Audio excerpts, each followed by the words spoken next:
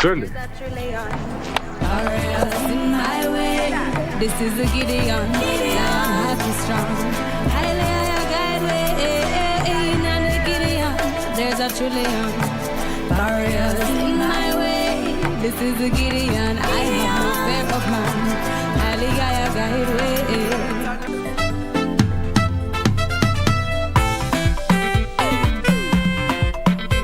I had a family emergency. Hey, I hope it was very serious indeed. But let me ask you, look at her, look at her. Hey, which similar superstar has a fossil sense like Kamene? Who cares? Ebu amukie kiti yangu, mimi sijazoea kuketi kwa hizi vitu zingine. I'm a gym instructor and a nutritionist. Demo, so you can make a menu specifically for myself. Watch majesty yako, so you send Kenyan to come and pick your kids. Hizo sasa ni kaya. Hey teacher, what is your car's number plate? KCV. Did you say KCV? Classmates, every Saturday on KBC.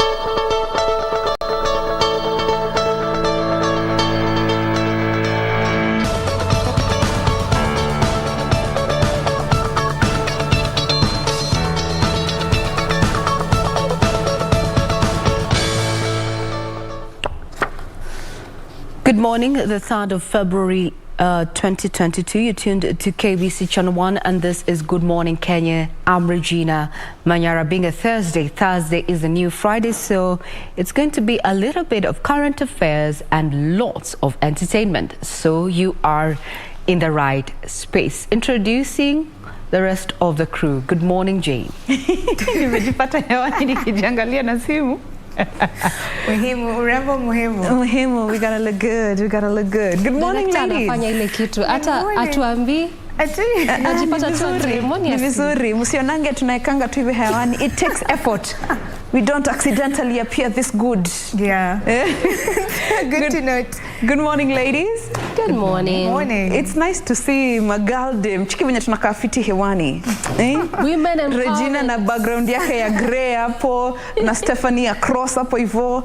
Mimi na Dorini with our sunshine over there. I tell you. We're shining. We're shining, man. It is a pleasure to be with you this beautiful Thursday morning. It is the 3rd of February. Welcome to the program. I am Jane Wamboi. As always, nothing but good lined up for you. Ni hayo tu kwa sasa. But you can use the hashtag Good Morning Kenya to let us know where you're watching us from this morning. Check in, tusalimie tu, tuma salamu. Ukituma request pia tutaforward kwa director tuone kama leo atacheza kama yeye ama atatuangusha. All is welcome. Yeah. Na director amesema, that's my director saying it is good. You're welcome. Stephanie. All right, it's Thursday, so excited. The new Friday, we are here to set the mood for your weekend, so you're in the right place. And today I got something interesting to on one of the papers, digital papers, being a month of love. I'm seeing Jane is on the screen. So being a month of love, a gentleman decided to propose to her lady, and this lady declined. Didn't really decline, but she prevented the man from going down on the knee and instead knelt, stressing that he was the man of the house and this was her culture. So how do you feel about this? Would you do the same if it was your culture, ladies? Well, I can't speak much because sometimes culture really has a heavy role, because I think that's what happens in Uganda, where the ladies kneel before their husbands. But the guy was proposing, so he wasn't yet the husband or the leader of the family per se.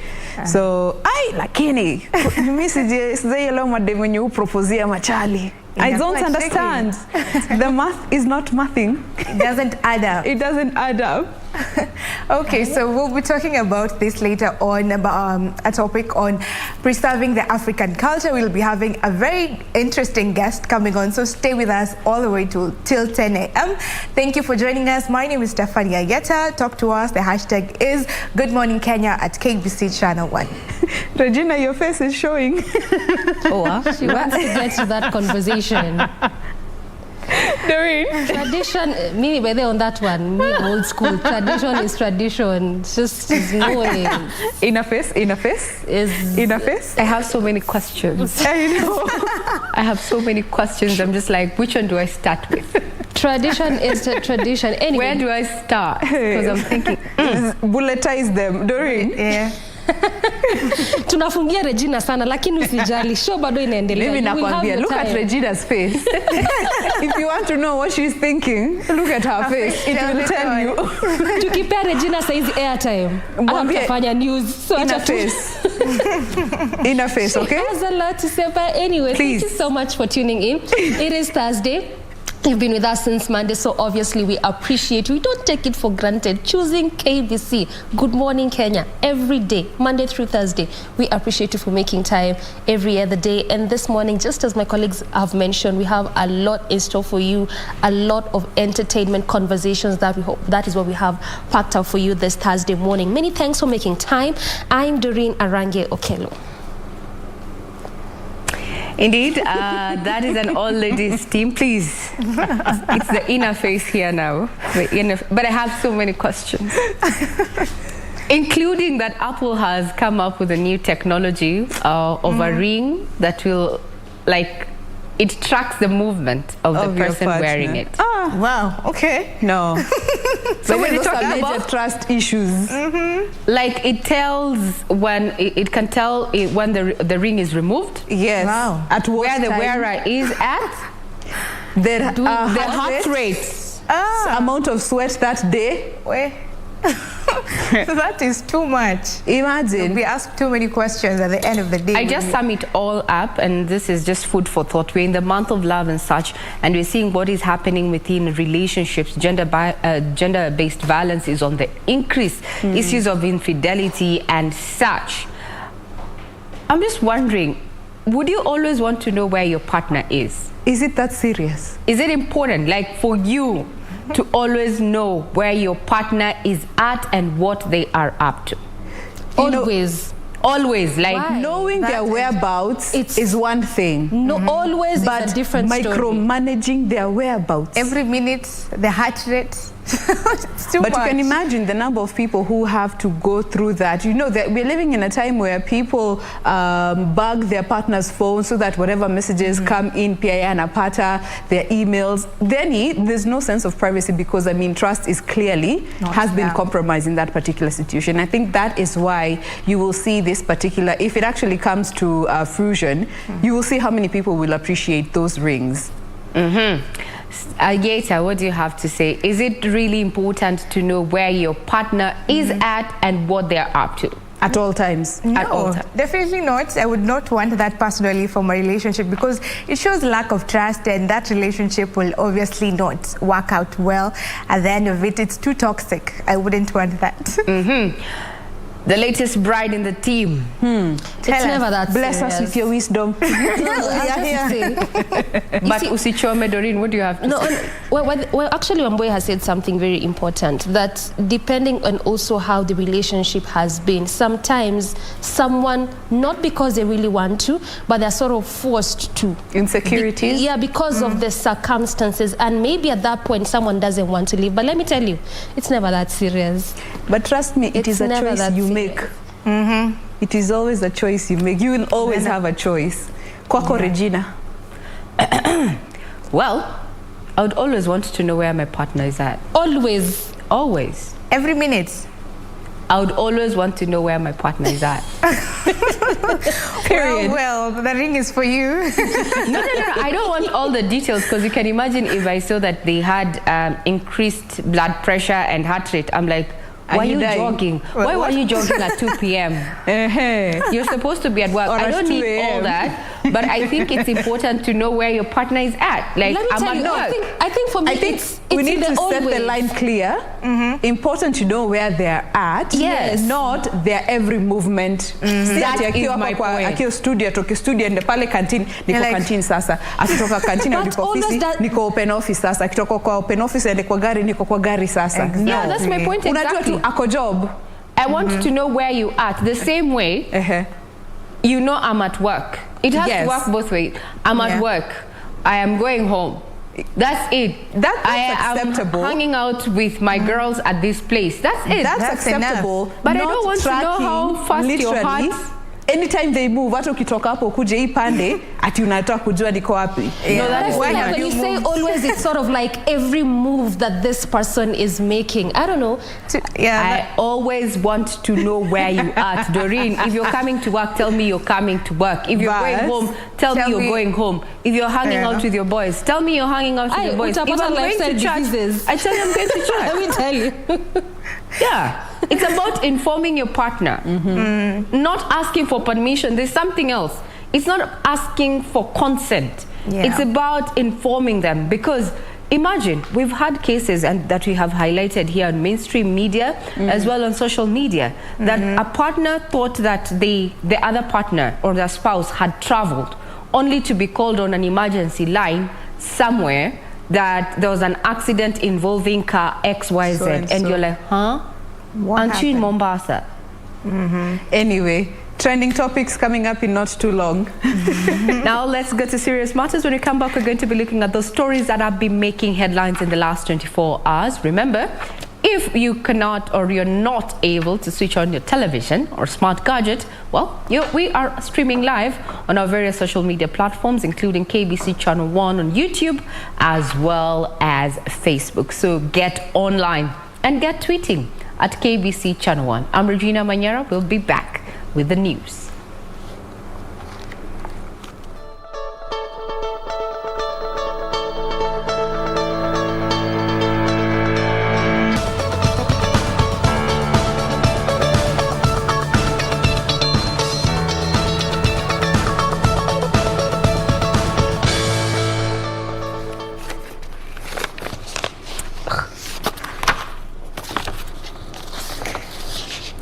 Good morning. If you're tuning in, this is KBC Channel 1. You're just in time for comprehensive news coverage. You can get us on Twitter at KBC Channel 1, as well as our website is quite loaded with the latest updates in as far as news is concerned. that is www.kbc.co.ke. Now, without further ado, let us look at what was happening down in Kajiado County, where the Orange Democratic Movement Party leader Raila Odinga said if elected president, his administration would seal corruption loopholes. The Azimio la Umoja movement was in Kajiado County, wooing locals ahead of the August 9th polls. ODM leader Raila Odinga promising a watertight government with no room for corruption. Mimi najua pale ambayo jamaa wanapenya naye kwa zina zetu, wanaingia pale na kuiba pesa zetu. Mtaziba hizo mianya zote. The ODM leader said corruption had robbed this nation of immense resources that can be used to turn around the economy and spur investment for job creation for the millions of unemployed youth. Ufisadi tapikana naye kila mahali. The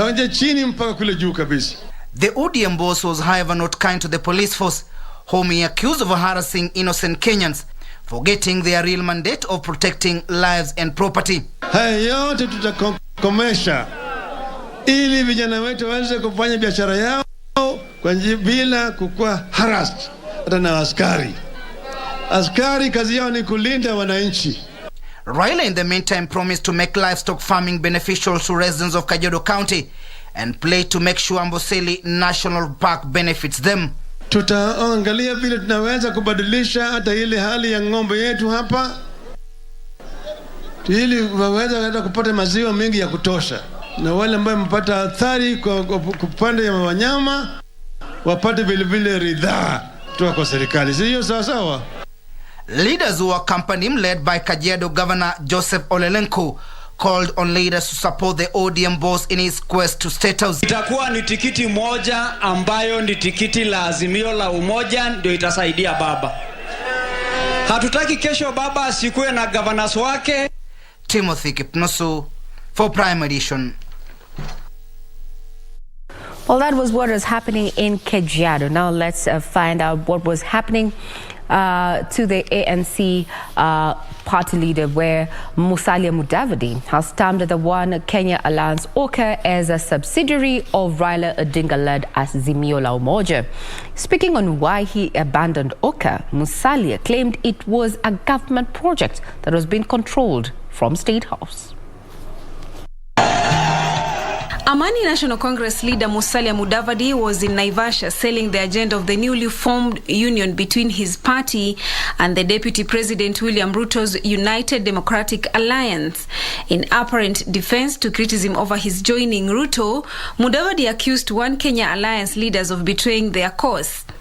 Na ndio kwa sababu tukasema tuende pahali wananchi wanataka kuenda.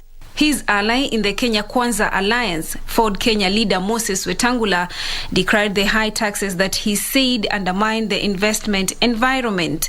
Tunataka kuleta umoja wa nchi yetu. Leaders present challenged ODM leader Raila Odinga to accept defeat should he not win the presidential election in August. Sinijuzi akatuongoza tukatae matokeo ya Uhuru Muigai Kenyatta. Ni kweli? Mudavadi akiwa ndani, mimi nikiwa ndani, Kalonzo akiwa ndani, Weta akiwa ndani. Tutachunga yeye, ako na pension, tutaendesha kazi yake amebakisha. Lakini awachane na kitenda wili.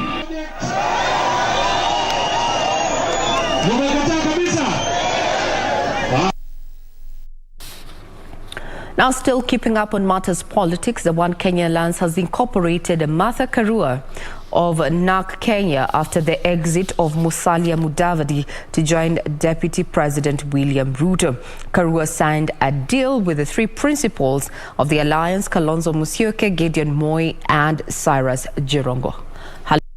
Details.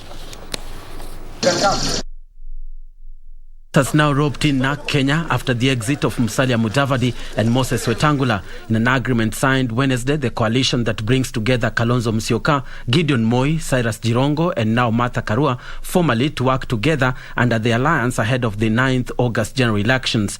Speaking after signing the agreement, the leader said the instruments of the union will be officially deposited at the registrar of political parties on 28th of this month. This is an affirmation of our commitment to standing firm together and focus on securing the lives of Kenyans.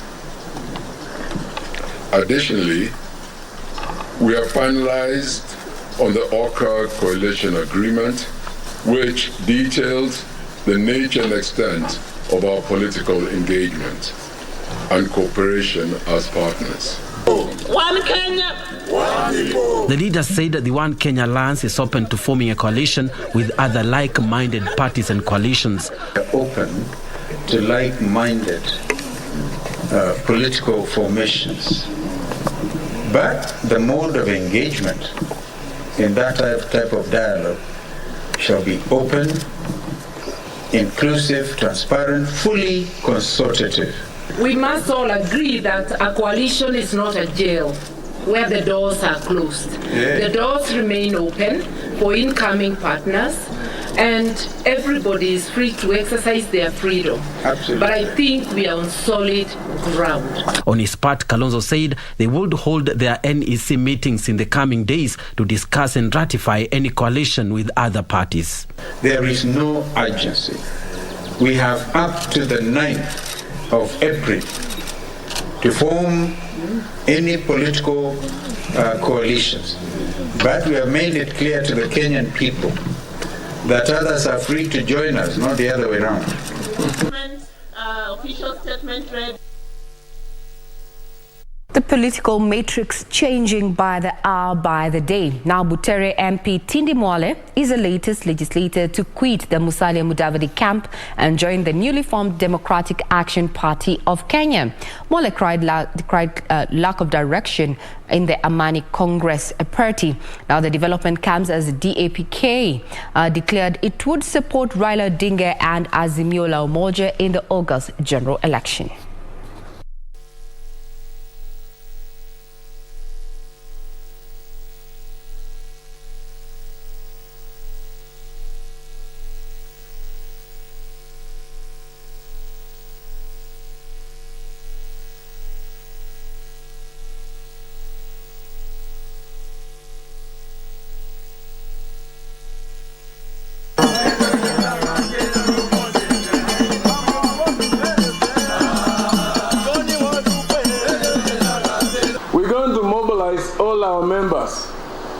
we're going to put our resources and everything in our disposal to ensure that we campaign for Raila Amolo Odinga.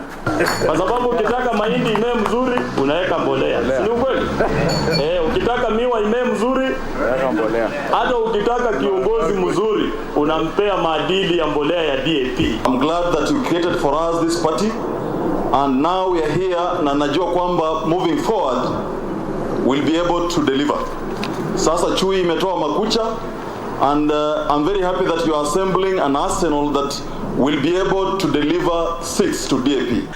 Thus, I will urge all the leaders, especially leaders from Western Kenya, to respect the stand taken by Musalia Mudavadi. And as young people going forward, we will sacrifice our time, our small resources to ensure that we achieve a thriving economy under His Excellency Musalia Mudavadi. Na tuko na ari ya kusupport Musalia Mudavadi sababu ako na azma ya Kenya mzima. Kama wafugaji tumeamua twende njia moja ya usawa na uchumi bora, pesa mfukoni. Tunamwamini wakati alikuwa waziri wa finance, ili kuboresha hii taifa aliboresha, na mara hii alituambia tutatembea hivi. Kama youth hatujapinga, tumekubali na mikono miwili na tulisema tutatembea na Musalia ile njia anatupeleka sahihi. Out to Parliament, where the ruling Jubilee Party has dropped 6 chairpersons of the National Assembly committees perceived to be disloyal. Speaker Justin Muturi communicated the decision to drop the 6 members who are allied to Deputy President Uda Party. Our parliamentary reporter Gishoke Washira has the details.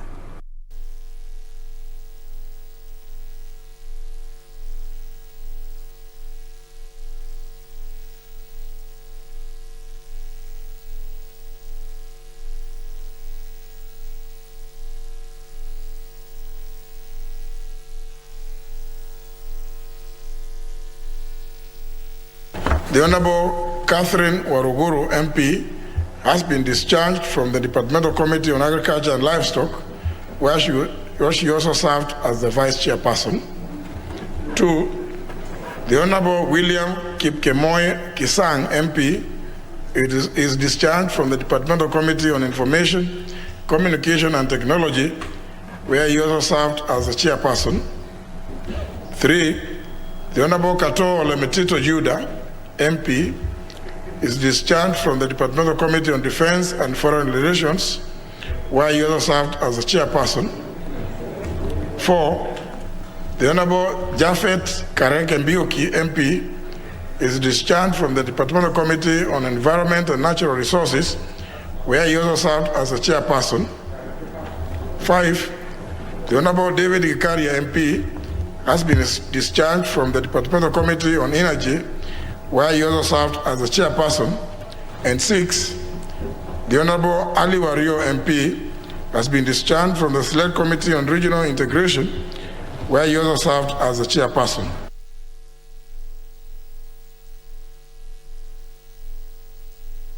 Now, still keeping up with what transpired at Parliament buildings, the Jubilee, the ruling party that is, suffered another blow at the National Assembly on Wednesday, and this is after legislators urged Deputy President William Ruto ganged up to shoot down a procedural motion that sought to reduce the publication period of the Election Amendment Bill 2022 from 14 to 5 days. 62 members voted against the motion, with only 43 supporting it. It was a game of numbers at the National Assembly when legislators allied to Deputy President outnumbered their colleagues to reject a motion that sought to reduce the publication period for the Elections Amendment Bill 2022 that seeks to amend the Elections Act 2011. The motion was moved by the leader of Majority, Amos Kimunya. It's a bill that is time-bound. It may have implications on the election that we are preparing for. There's been lots of debate on this matter. Now that we have 14 days of public participation, actually it does not make sense to have a bill published for 14 days, then after first reading, you then subject it to another 14 days for public participation. And I do hope, even as we amend our standing orders, that this will be one of the things we'll be removing, so that the bill can be read immediately after publishing, and then the 14 days kick off.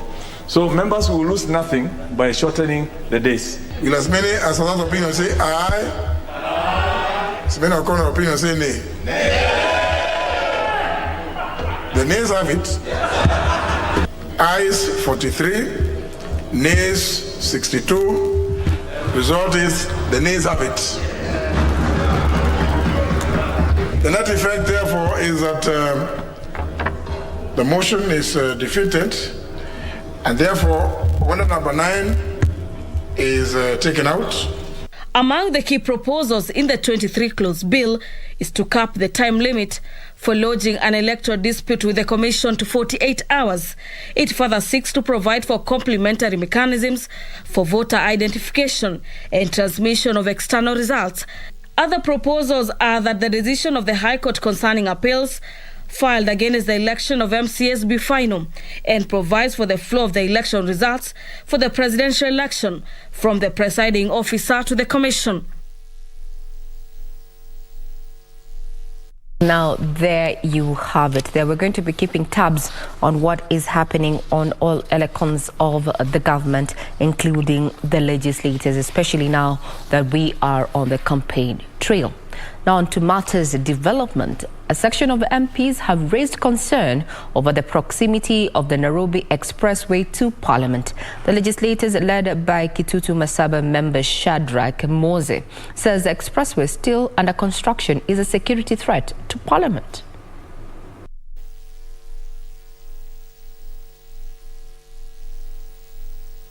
I rise to seek for a statement regarding the security of the institution of Parliament in light of the current design of the Nairobi Expressway. Parliament is a key national institution that requires strategic security considerations. The current situation where we are facing terrorism, you know, the expressway is actually above the parliamentary building, and somebody can come and with a bazooka hit Parliament.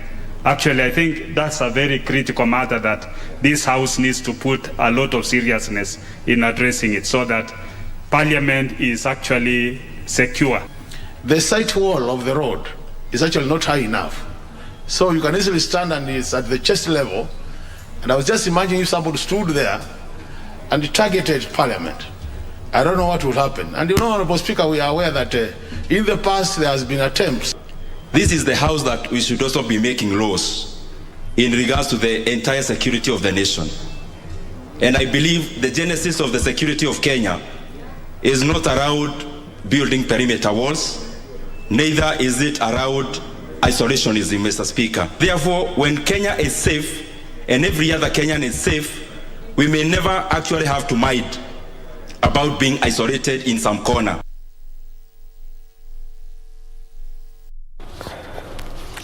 Let's take a quick breather, but we'll be right back with more news.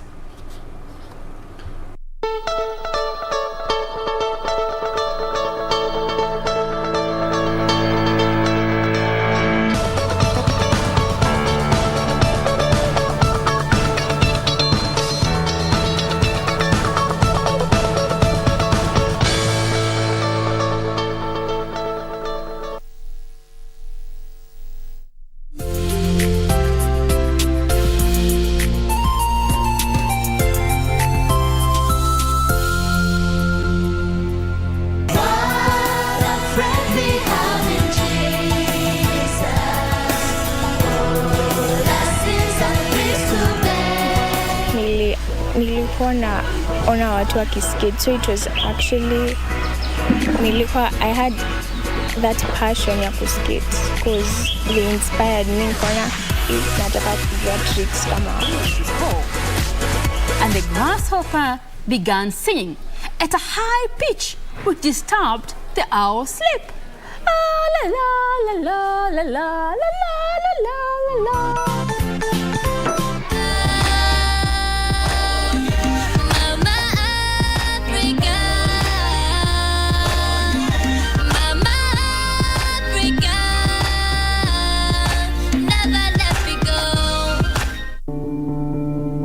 Tusirudi nyuma kwa mipaka na nchi kufungwa. Tusirudi kwa biashara na shule kufungwa. Kwa kutoweza kukutana. Kwa kutengana na tuwapendao. Tusirudi nyuma. Na kuhitaji unikinge, pata chanjo. Ili tuendelee na maisha vizuri. Na kuhitaji unikinge, pata chanjo. Na kuhitaji unikinge, pata chanjo. Na kuhitaji unikinge, pata chanjo. Na kuhitaji unikinge, pata chanjo. Ili tuendeleze maisha bora kwa ajili ya wapendao, nchi yetu na usoni wetu. Kwa ajili yetu sisi sote. Pata chanjo. Kaa chonjo. Kuhakikisha nchi yetu na uchumi wetu umestawi katika uwazi. Tusirudi nyuma.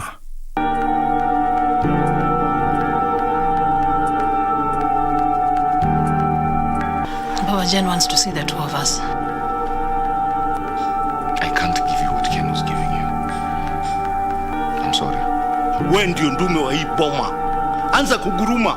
And now if akina Mark washindezi nyumba zote, mimi najua nyumba gani nitaishi. You get my dilemma? Yeah, that is such a dilemma. What if you guys lose? No. That is very impossible. I am set to live. Shall we? I hope Christina has not filled your mind with lies. What lies, Mark?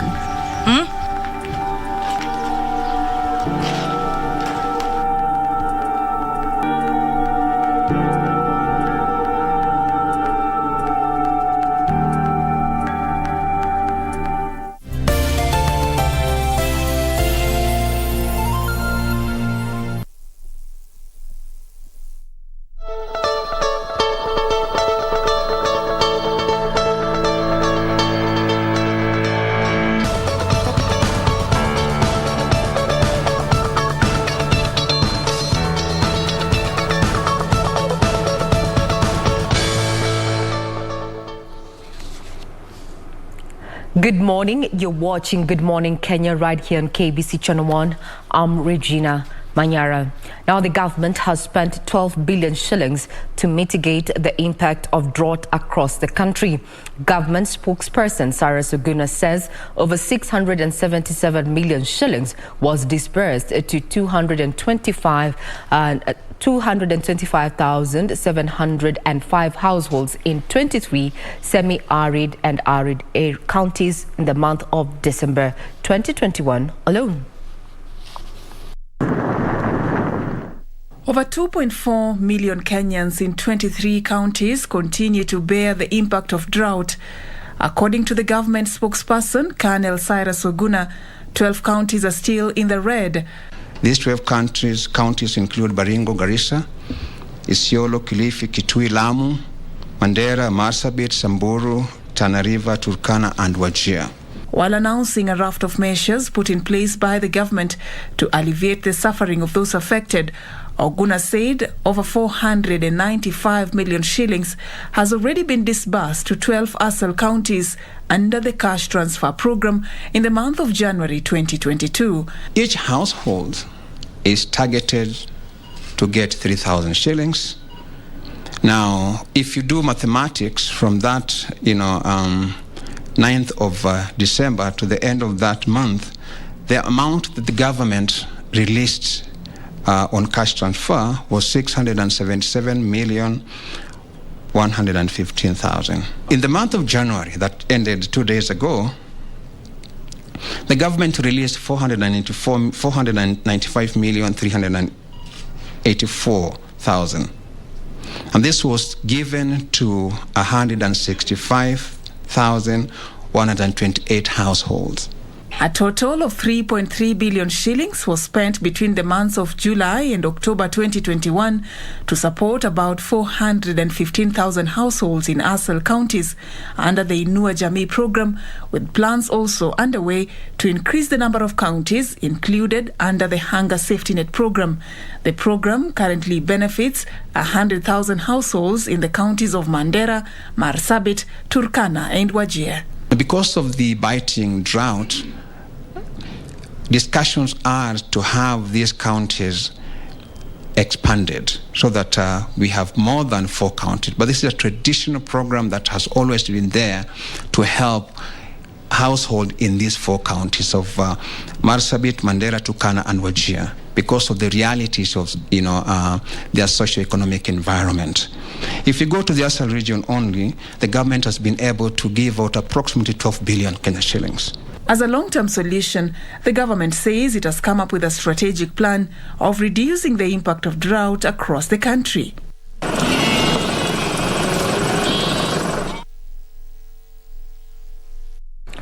Now, the Independent Electoral and Boundaries Commission has called for stakeholder engagement to address voter apathy. Speaking in Marsabit, IEBC Chairman Wafula Chebukati said the commission has noted with concern a lack of interest among Kenyans to register as voters, disregarding their civic duty. The Independent Electoral and Boundaries Commission, IEBC, had targeted to register around 6 million new voters from October 4th to November 2nd last year. However, by the end of the period, the Commission managed to register only 1.4 million new voters, missing its target by 4.6 million. From the Commission side, we given everybody a chance to register. So if there are other factors, then there are for all of us to reflect on as a Commission, as Kenyans. You can also tell us why there could be apathy. Why are the youth not turning up? It's a question for all of us to do our survey and find out why. Phase 2 of the electoral body's registration drive has yet again recorded a low turnout since commencing on January 17, 2022. With only 5 days left to the end of the exercise, the electoral body is likely to miss its target to register 4.5 million new voters. By Monday this week, the electoral body had only managed a quarter of its proposed target by registering 548,000 new voters. It's a fairly low percent, and again we are appealing to the youth who have identity cards. Please turn out. There are how many days left for? 5 days left. Ensure that during this ECVR exercise, you take the opportunity to register so that you can be able to elect leaders of your choice.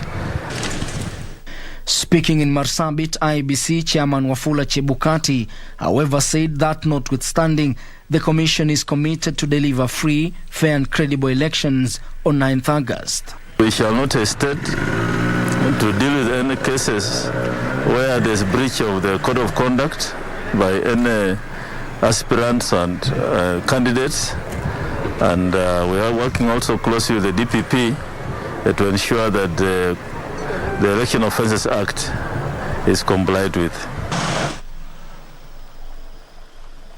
To the corridors of justice, the Employment and Labour Relations Court has directed that the Public Service Commission review, audit and make recommendations on human resource policies and practices of employees of the Communication Authority. Justice Monica Mbaru faulted the move by State Corporations Advisory Committee to undertake the roles, maintaining that according to the Constitution, it is a Public Service Commission that has jurisdiction and authority over state corporations, and that the committee can only exercise human resource powers on behalf of the Commission. The Commission will now, in 2 weeks, advertise afresh the vacancies that had been advertised by the committee. A petitioner, Anthony Manyara Mushui, had gone to court in October last year to protest the Communication Authority's move to advertise the recruitment of 2 directors and other internal positions, recruit based on a review of the Commission's organization structure and staff establishment as approved by the State Corporation Advisory Committee. He argued that the authority's structure had not been approved by the Public Service Commission as stipulated by Article 234 of the Constitution. A position reinforced by Justice Monica Mbaru of the Employment and Labour Relations Court, who directed the Public Service Commission to advertise the positions afresh in 2 weeks and review the organisation structure of the authority, its administration and personnel practices within 1 year. Meanwhile, the state has filed an application seeking to detain Nathan Leo Ndungu for 21 days, awaiting a formal request of his extradition by the Republic of Rwanda. Ndungu, who was arrested on the 30th of January 2022 through an Interpol Red Notice alert issued on the 24th of February 2012, has a Kenyan and US citizenship. A court in Rwanda tried and convicted him in absentia for 5 years in jail for selling property belonging to another person. Magistrate Bernard Ochoi directed he be remanded at Gigiri Police Station with the ruling set for Friday.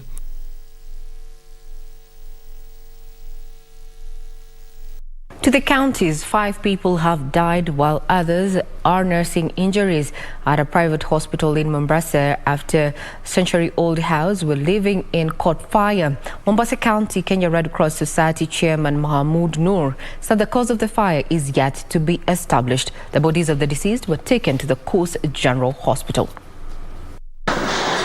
Police have launched investigations into the early morning fire that left 5 people dead and 3 others nursing injuries in Mombasa's Old Town. 2 adjacent houses also caught fire, but the fire was extinguished before spreading further.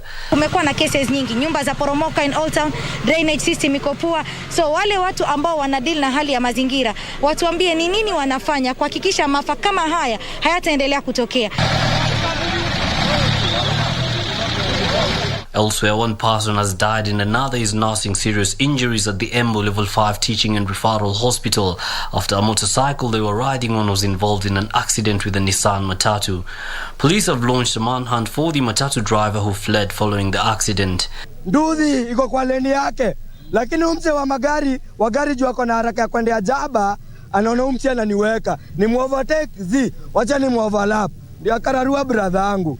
Akamrarua ndio Masaki amededi, alafu utarudisha hiyo moyo na mira. Waendeshaji magari wao waangalifu, kwa sababu kama hiyo pikipiki iligongwa kwa nyuma, kama huyo angekuwa anapeana nafasi, hangemgonga, angekuwa na nafasi ya kuepa.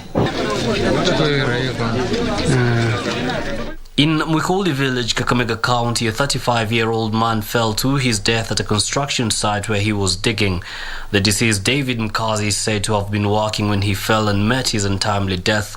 Locals called on the government to hasten rescue measures to avoid further loss of life. Tunatarajia serikali kuwa na vyombo za kuokoa watu kama ni ajali kama hii. Sisi raia wenye hata hatuja train, tumejaribu, tumerisk, tumetoa mwili. Lakini askari mwenye ametrain yeye anakuja na bunduki to come and stay around. And a Garissa court has today allowed police to hold 3 suspects behind the poisoning of Garissa-nominated MCA Queen Teresia for an additional 5 days. The prosecution, led by Victor Award, urged the court to detain the suspect for a while longer to allow for samples collected from the victim to be forwarded to government chemists in Nairobi for analysis. Their constitutional right to bond is not absolute. Bond can be denied where there are good reasons to do so. Finally, parents in Chuka, Tharaka Nithi County have been urged to guide their children on the dangers of engaging in premarital sex. Alex Mugendi, a nurse in charge of the family planning department at Chuka Referral Hospital, noted that once the teenage girls are introduced to family planning, they take this as a license to engage in premarital sex, which is leading to increase in abortions. They can have the family planning today, but in future, the children that they were trying to protect, they are trying to protect themselves from getting pregnancy. In future, they will be crying, asking how they can get that pregnancy.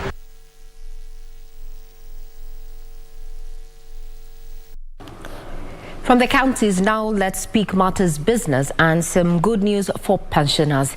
Now, employers delaying disbursement of workers' pension packages will be required to pay monthly interest on the principal amount if the Pensions Amendment Bill of 2020 is enacted into law in its current form.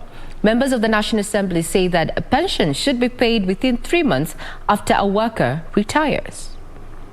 National Treasury last year raised the red flag over state-owned entities delaying payment of pension whenever employees retire.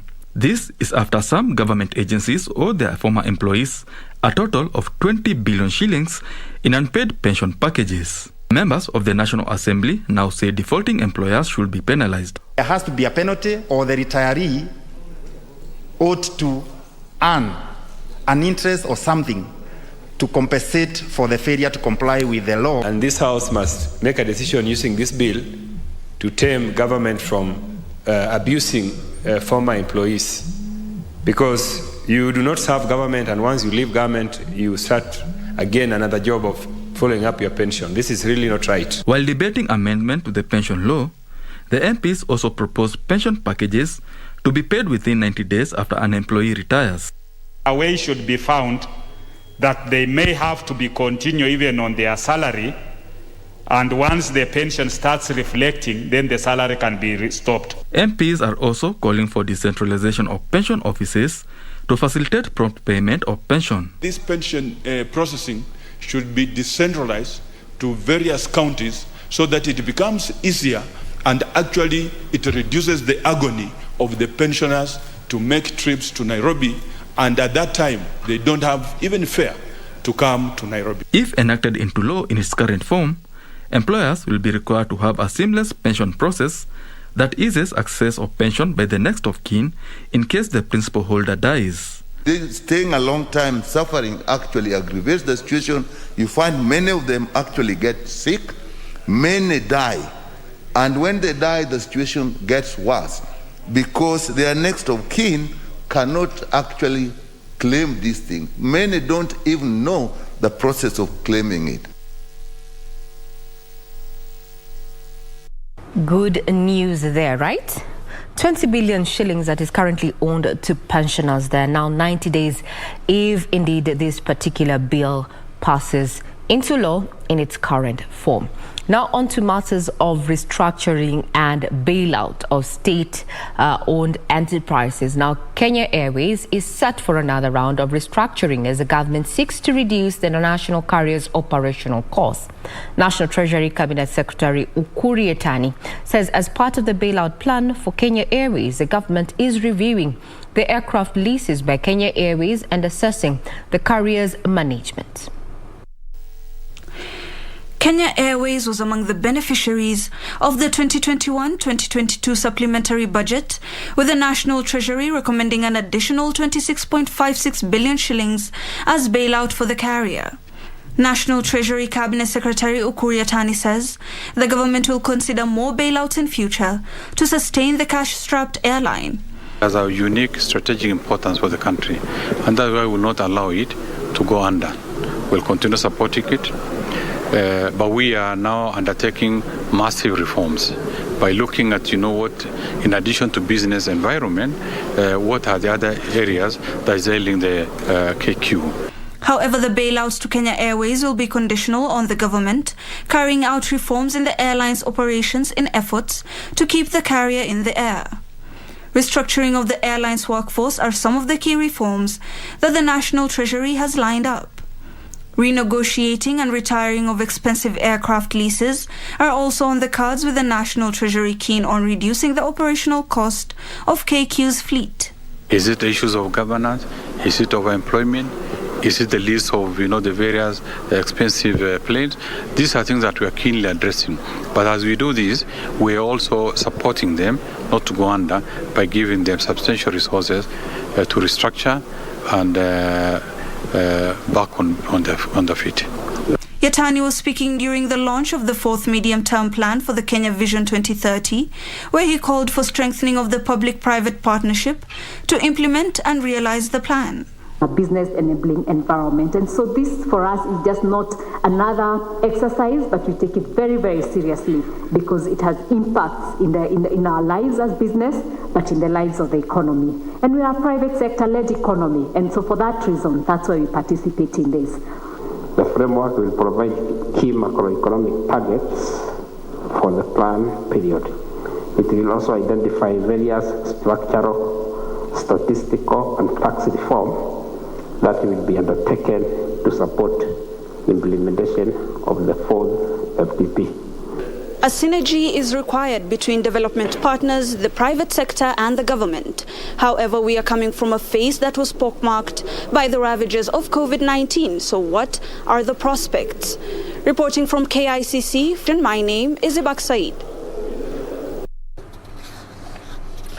Now to the sporting arena, where over 300 athletics Kenya track and field weekend meeting is set for this season, slated for this Friday and Saturday at the Nyayo National Stadium. Now, according to Athletics Kenya Nairobi branch chairman Barnaba Korir, the event is open for all athletes and will serve as a final preparations for athletes who are preparing to participate in the World Indoor Championships slated for Belgrade, Serbia between the 18th and 20th of next month.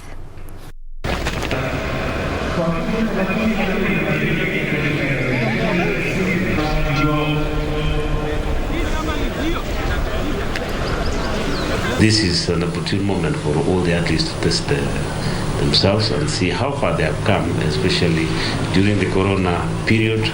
Most of them have been training and they have not even tested the kind of shape.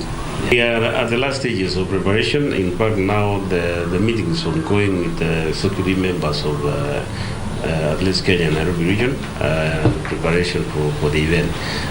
It was scheduled for one-day meet, but then we realized that it is important for them to have at least 2 days so that those athletes who run a long distance can have a chance to compete in the finals. So we have done that.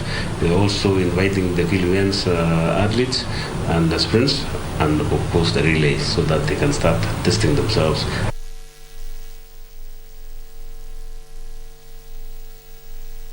So come tonight, we're going to have Cameroon squaring it out with Egypt. Cameroon is a host country for the AFCON. And it has been a feat to remember. Remember, there have been issues of, stampedes there and then. And yesterday, we posed the question, do you think that the Teranga Lions will roar once again? Well, it seems that they did when Senegal took on Burkina Faso yesterday. My team Senegal there did well and scored 3 in the semi-final against Burkina Faso. So, as I mentioned earlier, tonight, at 10 p.m., we're going to have Cameroon taking on Egypt. Will the Pharaohs come out on top? We have those who are keen fans of Liverpool there, no Mo Salah Mo Salah, but we've been told in as far as this particular game is concerned, when it comes to the attack, when it comes to this particular game for between Egypt and Cameroon, it is going to be quite something, with some of the possible lineups as given. Possible lineups, let's see, we'll have Salah for Egypt. We're going to have Ashraf, Mohamed, Elneny, Hamdi and such. So if you know that particular team, you might as well go and check them out, as well as Cameroon. We're going to have Onana, Faye and Abu Bakar. So that is a match to behold. Abu Bakar is said to be a top scorer, so chilling match, so to speak. Will the host take advantage of the home ground advantage? Is this going to propel Cameroon to greater heights? Or will Egypt continue showing a remarkable play? Well, 10 p.m. is the time to watch that particular game. Whoever wins from this particular match, the semi-finals, is going to be facing the Teranga Lions, Senegal, for the final. I don't know let me check if we have some of the views here coming in regard to those particular results. Well, a majority I see are saying, they were on Senegal's side. Yes, we might actually someone comes and says that we will definitely take that. Teranga Lions all the way. Well, I'm of that camp, so I might be as well biased in that. Now, moving away from matters of AFCON, in as far as the FA, which is going to be taking place tomorrow, we're going to have Manchester United taking on Middlesbrough. So yes, Viva Manchester United. So it's a fun-filled weekend because for us, Thursday is the new Friday. So tonight, we watch AFCON semi-final between Cameroon and Egypt. Then tomorrow, we're going to be watching that particular Manchester United FA match. So it's a fun-filled weekend for soccer lovers. It's a wrap in as far as in the headlines is concerned. Remember, you can get further details of stories that have been making headlines in the last 24 hours on our website, that is www.kbc.co.ke. But we're not done with the news before we get into matters entertainment. We'll be right back with, we'll be right back as we sample the various dailies that we have with us this morning. So you're in good company. See you in a bit.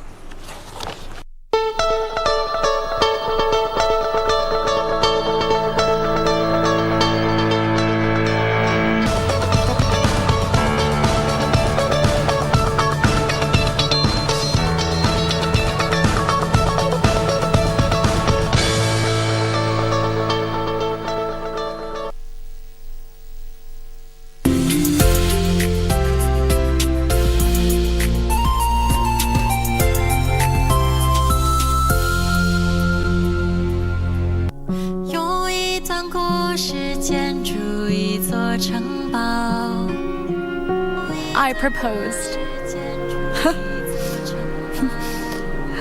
My daughter is getting married. I've got something you should see. And then after you've seen it, you can decide what you think of my offer. Do you think I'm so stupid I'd believe that? I'm really confused now. Qinghuan. I know you wouldn't lie to me, but the thing is, he didn't ask me to stay.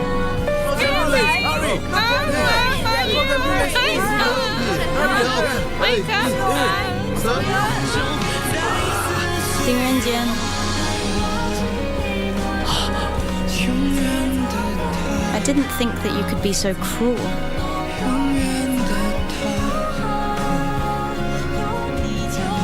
You're the one to talk. You didn't even say goodbye. That's because I was never planning on leaving. Huh? Nice to meet you. I'm An Qinghuan. Ding Renjian. Nice to meet you. 爱情放进去后就不再打扰，世界很大，而我很小，想要和你遇。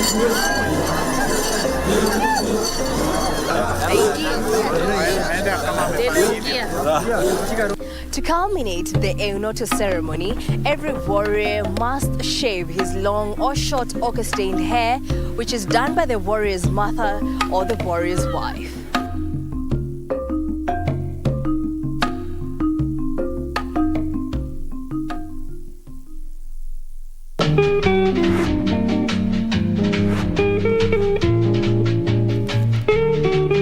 Matampus. Yes. Nikieleza ya kwamba nyinyi mmeomoka, mlikuwa mnakunywa Sisi iko amuka, everyday amuka, nani iko amuka? Hiyo kampuni umefanya kazi hapo miaka ngapi? Umefanya ni kama 3 days. Umefanya wewe unamaanisha nini? Miaka 3. Hata nilikuwa nataka ukanyangie chini. Unajua kamati ya chini, ukanyage kabisa kila kitu. Ndiru naye saa hii. Ni wache nitini naye. Si uliona size yangu hii ukafikiria na kujia kazi yako ya upouncer, ndio umekuja kuniegelea kotini. Naweza kuwa nimetanganya mifupa. Nilikwambia nini? Amechanganikiwa.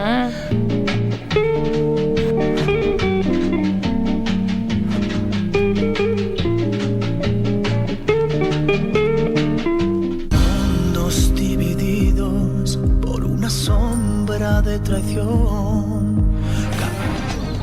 Can you tell me what you're doing here? Rogelio, come here. I'm come only here. doing my job here. Leave me alone. Really? What part of I don't want you to work here didn't you understand? As for you two, we will talk later. I'm sick and tired of you biting the hand that feeds you. You're so used to having everybody bow down to you, aren't you, sir? You wanted me to run the firm, didn't you? I'm doing it, and you don't like any of the decisions I make. That's because everything that you do is wrong. According to whom? According to you? How'd you get that? No, it's nothing, honey. Nothing happened to me. Let me see. Lying heart. veneno y la ambición, entre dudas y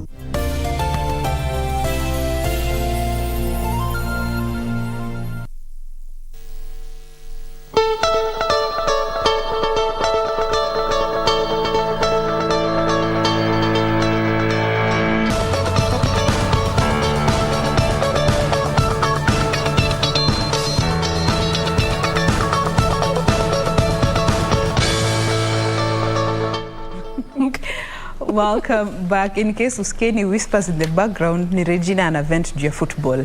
So let it be known. Welcome back to the program. We are glad you are still with us. We want to move on to the next segment. Just have a quick look at what the papers have for us. We are still using the hashtag Good Morning Kenya on Twitter. Official station handle ever remains to be at KBC Channel 1 at Jane Wamboy is how you can also find me across the social media platforms. So we start off with the Daily Nation.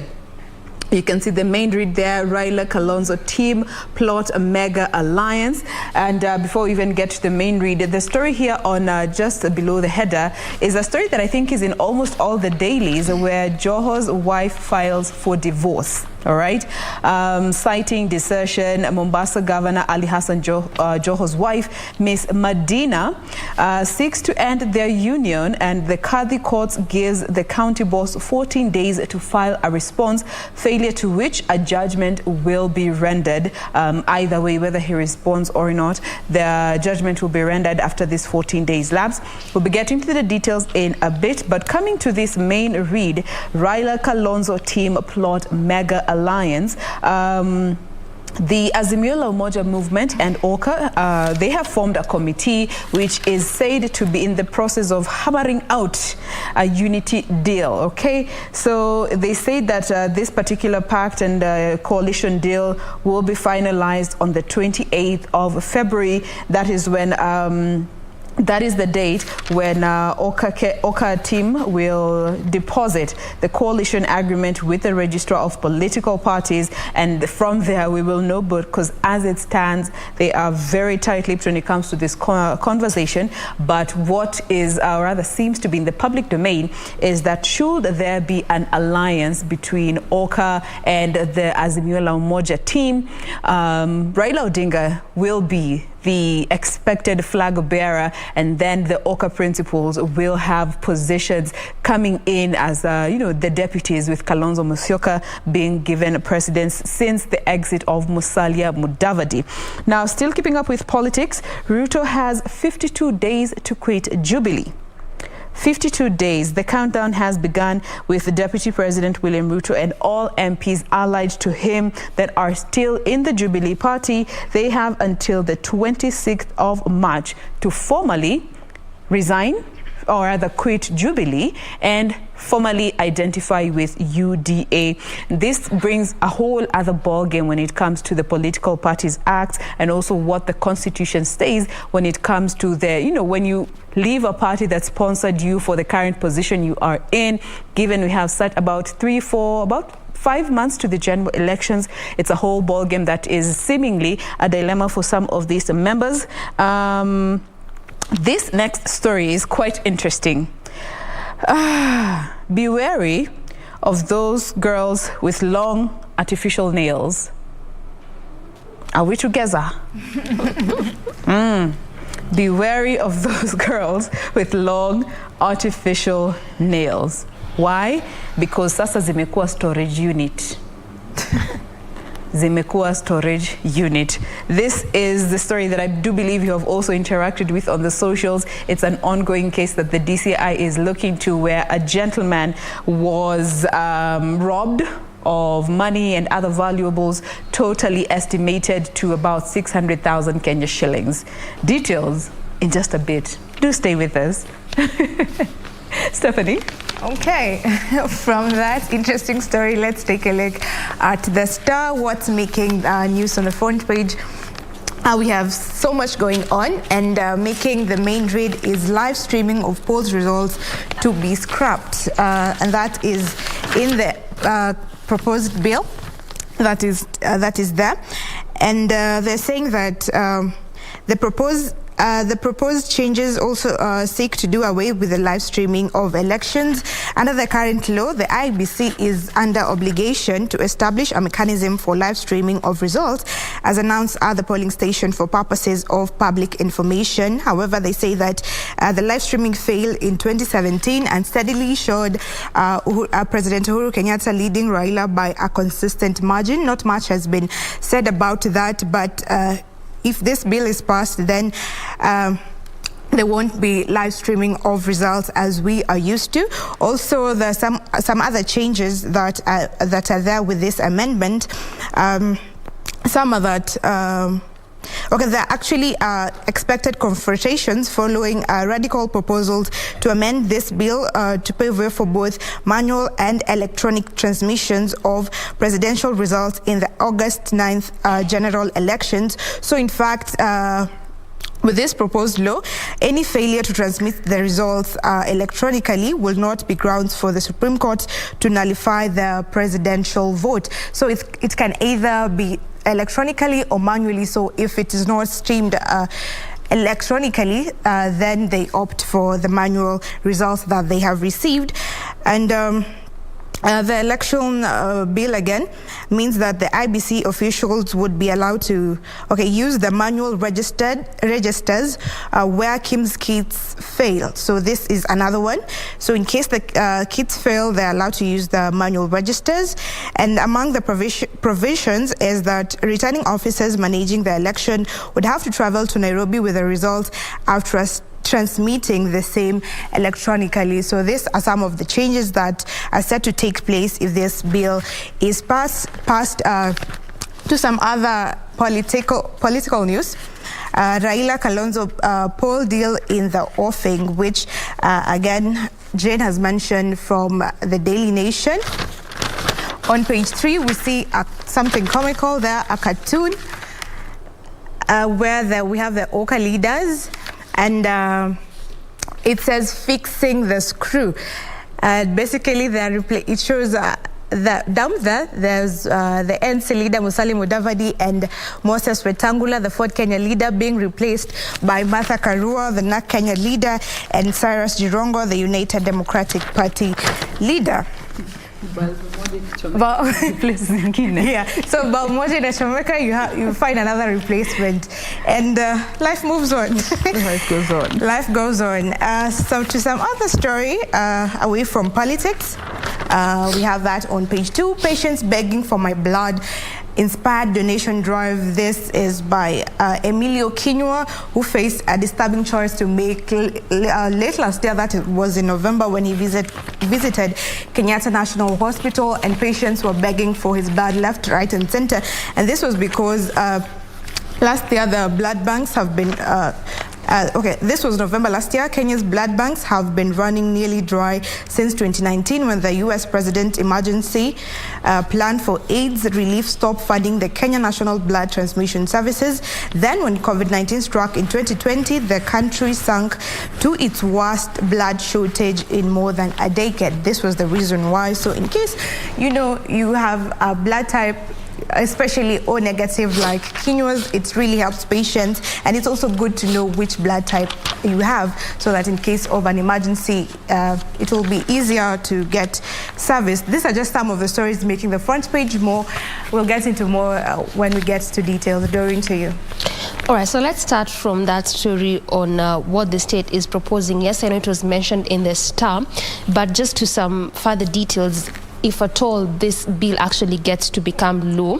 According to the originators, the ultimate goal of an election is to ensure the electorate choose their preferred leaders in a free and fair environment, and this becomes an important aspect of free and fair elections. And also they say that the bill seeks to safeguard the transmission of the presidential results from the polling station to the National Tallying Center. So if at all it gets to become law, it only means that aside from a banning of live streaming of presidential results either by TV or online platforms, the other two factors will also be put into consideration. And again, public servants guidelines for registration ahead of February 8th, that is by next week, Tuesday, whereby public servants inclusive of CAS, principal secretaries and other senior government officials interested to run for this year's general elections are expected to have left their offices, if at all they intend to do so. This is as mentioned by Kinyua. That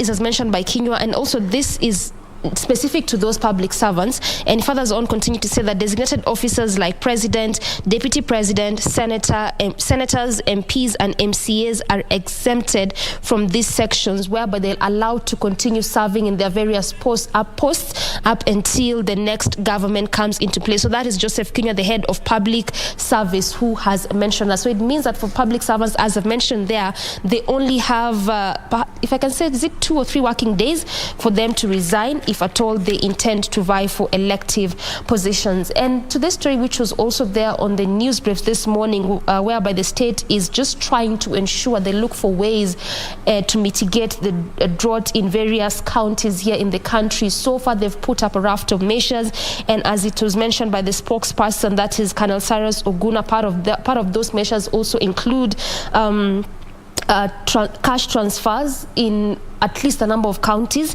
Among them, the 23 counties which have been affected by drought. As we speak so far, there's cash transfers in those particular counties, as well as various other raft of measures that they've put in place up until the next season of rain, because of the drought that has been affecting Kenyans in those various counties.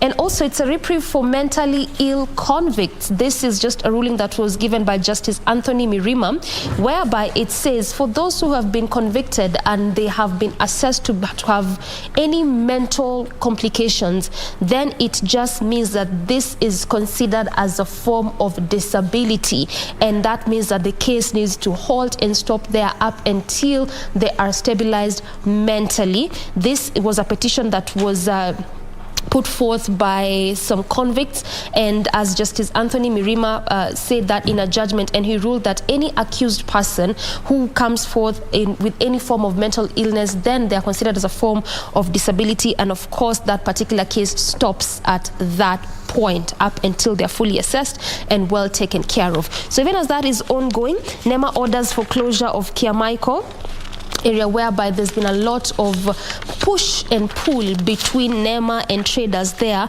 And so NEMA says when it gets to March, I think that is the first week of March, the traders need to have closed that particular area. But traders say that they have been operating in that area since post-independence.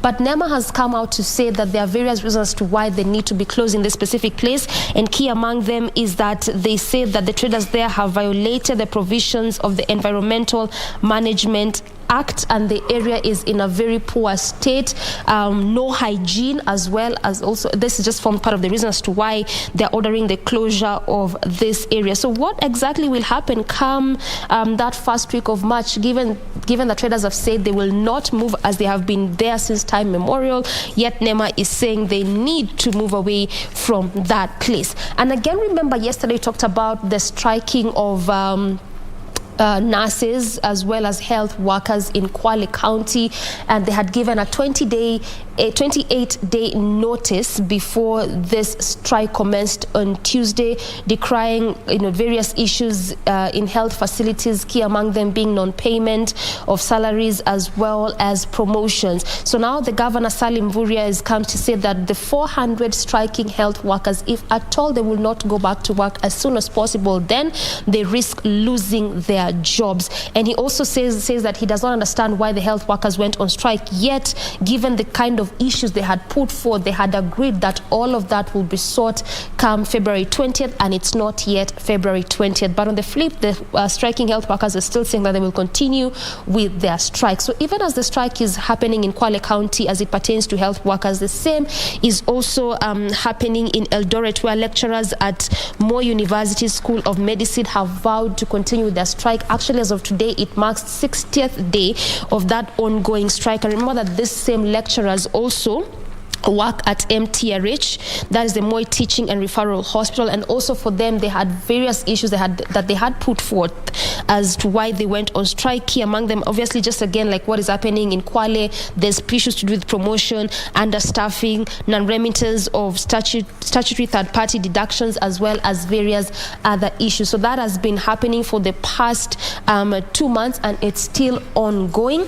And away from that, Registrar of Political Parties Nderitu says that for those wanting or wishing to switch parties, they have up until March 26th. Remember that this has been a season and a time of switching of parties, shift. We have been seeing a lot of defections to various political parties coming up and joining and forming of different coalitions, but that is only going to happen between now and March 26th. And she further went on to say that it implies that if you are a president, deputy president, governor, deputy governor, member of parliament, or even MCA, or you are an elected leader on another party ticket, and you want to change that, then you have up until March 26th, because it only means that after that you will not be able to change any political party, and it only means that you'll go at it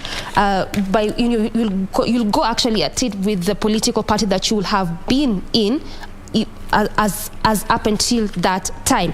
And to some business news now, there's excitement as the new Luke Kibuye Market Phase 1 reopens. This is, as was mentioned by the Kisumu Governor Anyang' Nyong'o, whereby more than 3,000 traders at that particular market are said to benefit from that. And even as he was speaking on that, he further on went to launch the Phase 2 of that market, which will cost about 185 million Kenyan shillings and will take an additional of 1,500 traders. Regina.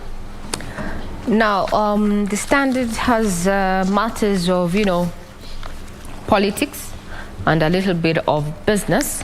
So let's do a quick overview. Now, the bill seeking to return, voting system last used in 2007, and this is talking about, the manual voter identification and transmission of poll results. We all remember that dark general election, the post-election violence of 2007, 2008 there. And one of the reasons, or rather the reasons why we got to that place was because of anomalies that were cited. Some arrows took too long to turn up at the National Tallying Center. And so the law was crafted to ensure these results were electronically relayed to the National Tallying Center to avoid such delays. However, now there's a push by the state, actually through a state-sponsored bill that was tabled at the floor of the House yesterday by Majority Leader Amos Kemunya. Now, Clause 21 seeks to amend Section 44A of the Act to provide the Selection Act to provide for complementary mechanism for voter identification and transmission of election. Now, part of the implication of the provision is that now returning officers managing the polls would have to physically deliver election results to the National Tallying Center. Further implications indicate that failure of the electronic transmission cannot be a basis, to challenge the outcome of the presidential election. Why are we saying this? We saw what happened in 2017, where the issue of, the failed or stalled electronic transmission of the election results formed the basis the challenging of the re-election of President Uhuru Kenyatta at the Supreme Court. So which way will we take when it comes to matters of election? Well, this is bound to bring a lot, it's going to be a push and pull on the floor of the House, so to speak. Acrimonious kind of session is in the offing in regard to this matter, with lessons learned in 2007, amendments to the law to have electronic transmission. Now we want complementary. We are going to have electronic as well as manual. So which way, we will soon know. That is a story that has taken center stage on the front page of this particular daily. Then also the issue of political alignment and pacts, so to speak. So yesterday, KANU Chairman Gideon Moi, as well as Wiper Kalonzo Musyoka, as well as Martha Karua na Kenya, and Cyrus Njirongo of UDP have signed a pact. In a twist of events, also, report indicates that Registrar of Political Parties states that we do not have a political coalition that has been registered since 2017 and has gone further to give a deadline that is March. That is what has been captured on the front page. And rather, there's a human interest angle here with, TSC reprieve that monies are going to be disbursed to help in, recruitment and refresher training of teachers. Remember, we are transiting from the 844 system already in the CBC there. So each of the 340,000 teachers will undertake a mandatory professional course, and they'll be required to take a total of 5 within a span of 30 years. Teachers had come out to say that, governments need to chip in. The training will target teachers for languages in grade 1, 2, and 3. It will also target training of secondary school heads and departments in CBC and school administrators in primary and secondary school. So before we end matters in the headlines, which should be in the next few minutes, I'd want to also highlight matters of the economy, given what the supplementary had in store for us. It seems that now, when you're talking about 2022-2023 financial year, it's bound to be a tough year yet for Kenyans, because Kenya is going to borrow at least 1.003 trillion shillings. And this is an increase from the 229.5 billion shillings that was borrowed, or rather projected, for this financial year. So up until June, we're going to borrow, and a majority of this is going to be funded by foreign, externally, so to speak, external borrowing. So by the end of June, we'll have borrowed 352.4 billion shillings, and this is an increase from 267.3 billion shillings. Some of the areas that are going to benefit include state-owned corporations or enterprises that are in the red, and one of them being the national carrier. We also have public universities that are going to get a total of 8.5 billion shillings. Therein, we also have the Kenya Power, a tune of 3.3 billion shillings.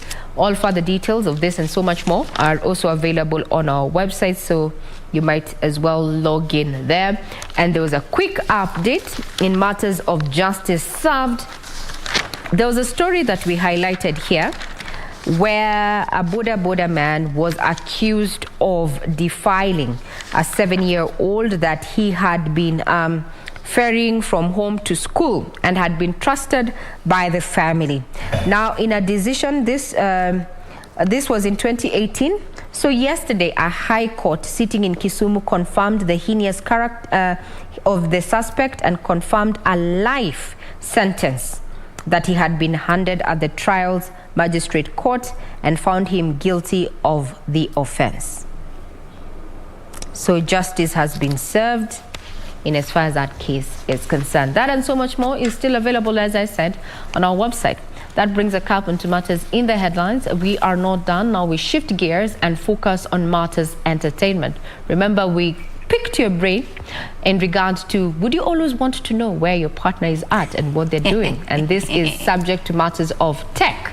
Now, Apple has come up with a prototype ring that even tells you the heart rate of the wearer of that particular ring. Well, it's good to know, but I think you don't need all that detail. As they say, if you go looking for something, you'll definitely find it. You will get what you've been looking for. I'm Regina Manyara, leaving the able hands of my colleagues for Matters Entertainment. Thursday is a new Friday.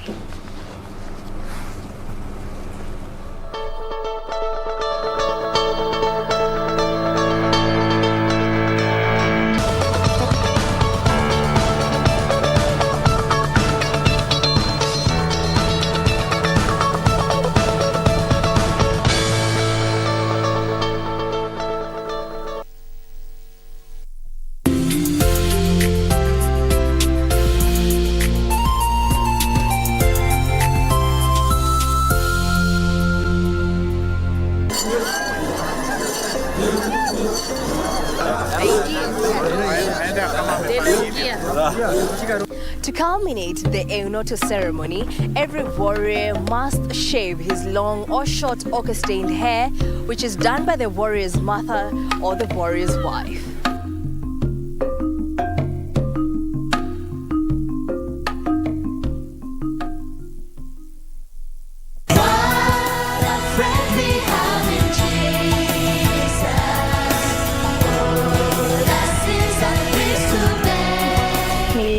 Nilikuwa naona watu wakiskate, so it was actually I had that passion ya kuskate because they inspired me. Nikaona nataka kujua tricks kama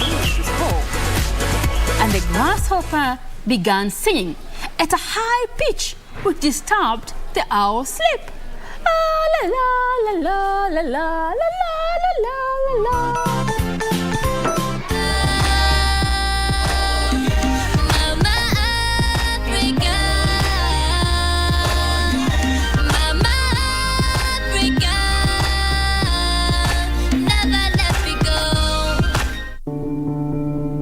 Tusirudi nyuma kwa mipaka na nchi kufungwa. Tusirudi kwa biashara na shule kufungwa. Kwa kutoweza kukutana. Kwa kutengana na tuwapendao. Tusirudi nyuma. Na kuhitaji unikinge, pata chanjo. Ili tuendelee na maisha vizuri. Na kuhitaji unikinge, pata chanjo. Na kuhitaji unikinge, pata chanjo. Na kuhitaji unikinge, pata chanjo. Na kuhitaji unikinge, pata chanjo. Ili tuendeleze maisha bora kwa ajili ya wapendao, nchi yetu na usoni wetu. Kwa ajili yetu sisi sote. Pata chanjo. Kaa chonjo. Kuhakikisha nchi yetu na uchumi wetu umestawi katika uwazi. Tusirudi nyuma.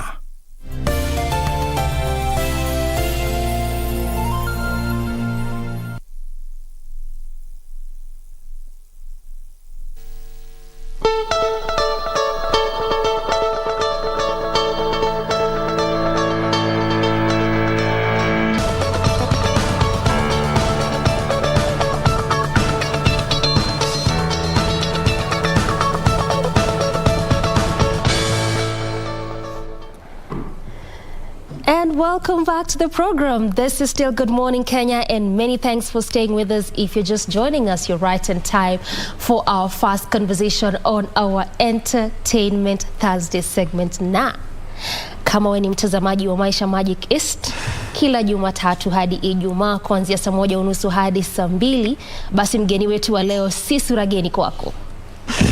I feel nice speaking that way, by the way. Kwa vizuri. I say you speak good Swahili.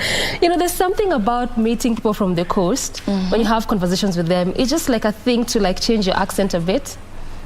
Not really. Not really? Yeah, I think tunaongea tu Kiswahili normal. Kiswahili normal? Yeah. Celeste Nyaga Kivuma. Mkewe jasiri kwenye pete.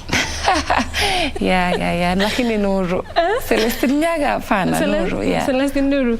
Who is Celestine? I mean, you do a lot of things, and as we continue building up on this conversation, we'll get to understand all that you do as a person. But who is Celestine Nyaga in a nutshell? Okay. First of all, Celestine is an actress, and Celestine is also an entrepreneur and also a brand ambassador. And I would say in just a few words that Celestine just loves acting. Like, honestly, it's in me, and I love doing that. Acting is in you. And you've not just done Petty, you've done a couple of movies. Yeah, you've done Penzi also, which was across East Africa. Yeah. You've said you're a brand ambassador. You are into initiatives, community, CSR, and all of that. Yeah. I mean, how do you get to do all these things, just a single person? Okay, first of all, when we on set, like when we were shooting Petty, we normally go there for like a period of time. We go there maybe for like 3 months or 4 months or even 8. So you get a chance to like after the 3 months, then you get a chance to, maybe you are given off for a month or so. So when I'm at home or when maybe I'm free, napata hiyo time nzuri sasa ya do all the other things that I want to do. Like I'm also an entrepreneur. So most of the time when I'm at home, I focus on my business. I love hotel business. So most of the time kama niko nyumbani na focus na business zangu, and the other things that I normally do is CSR. Yeah, that's how I manage my timetable. All right. And I was reading through your bio, and there's a part you said, I mean, growing up from the coastal region, clearly it was not easy, and even getting into this space. That's true. Field ya usanii. Kabisa. I mean, usanii by this sio rahisi. Wasanii tu. Si rahisi, honestly, sio rahisi, because unajua Mombasa haiko so much exposed, but right Kama now Nairobi. Yes, but right now tuko vizuri. I will say that right now Mombasa have improved sana when it comes to production, when it comes to a lot of TV series have been shot in Mombasa. Unakuta hata wasanii na producers wanatoka Nairobi wanakuja kushoot Mombasa, so it's growing. But now when I was getting into the industry, it wasn't easy at that particular time, because there were just a few production houses and wasanii walikuwa ni wengi, so kuna competition and all that, you understand? So it was not easy, but I thank God I got lucky, and here I am. Yeah.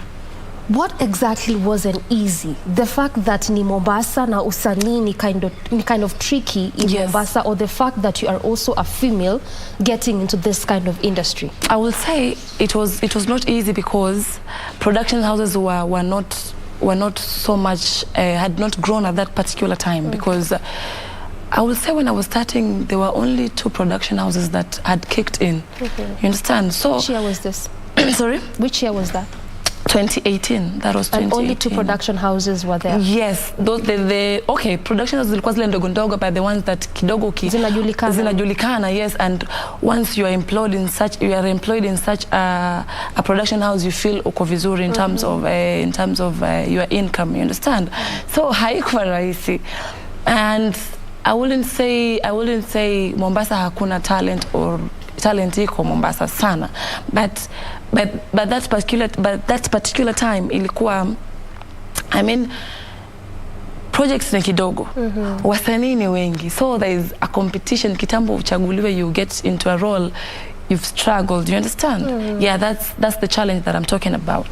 Yes. So then how did you find yourself in such big productions like this ones that you're doing, like Pete, Penzi? Okay. Penzi has even gone across East Africa. Okay, I think Pete has gone over East Africa. So this is how it went. First of all, I started acting when I was in high school, in Form 2. So after high school, just a quick one, I went to Technical University of Mombasa.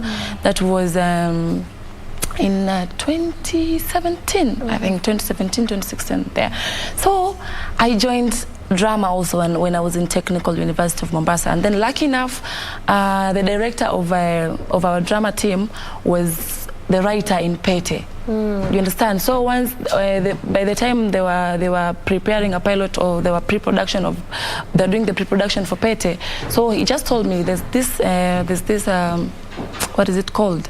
There's this they call auditions. Yeah, there's this audition, so I should go and try.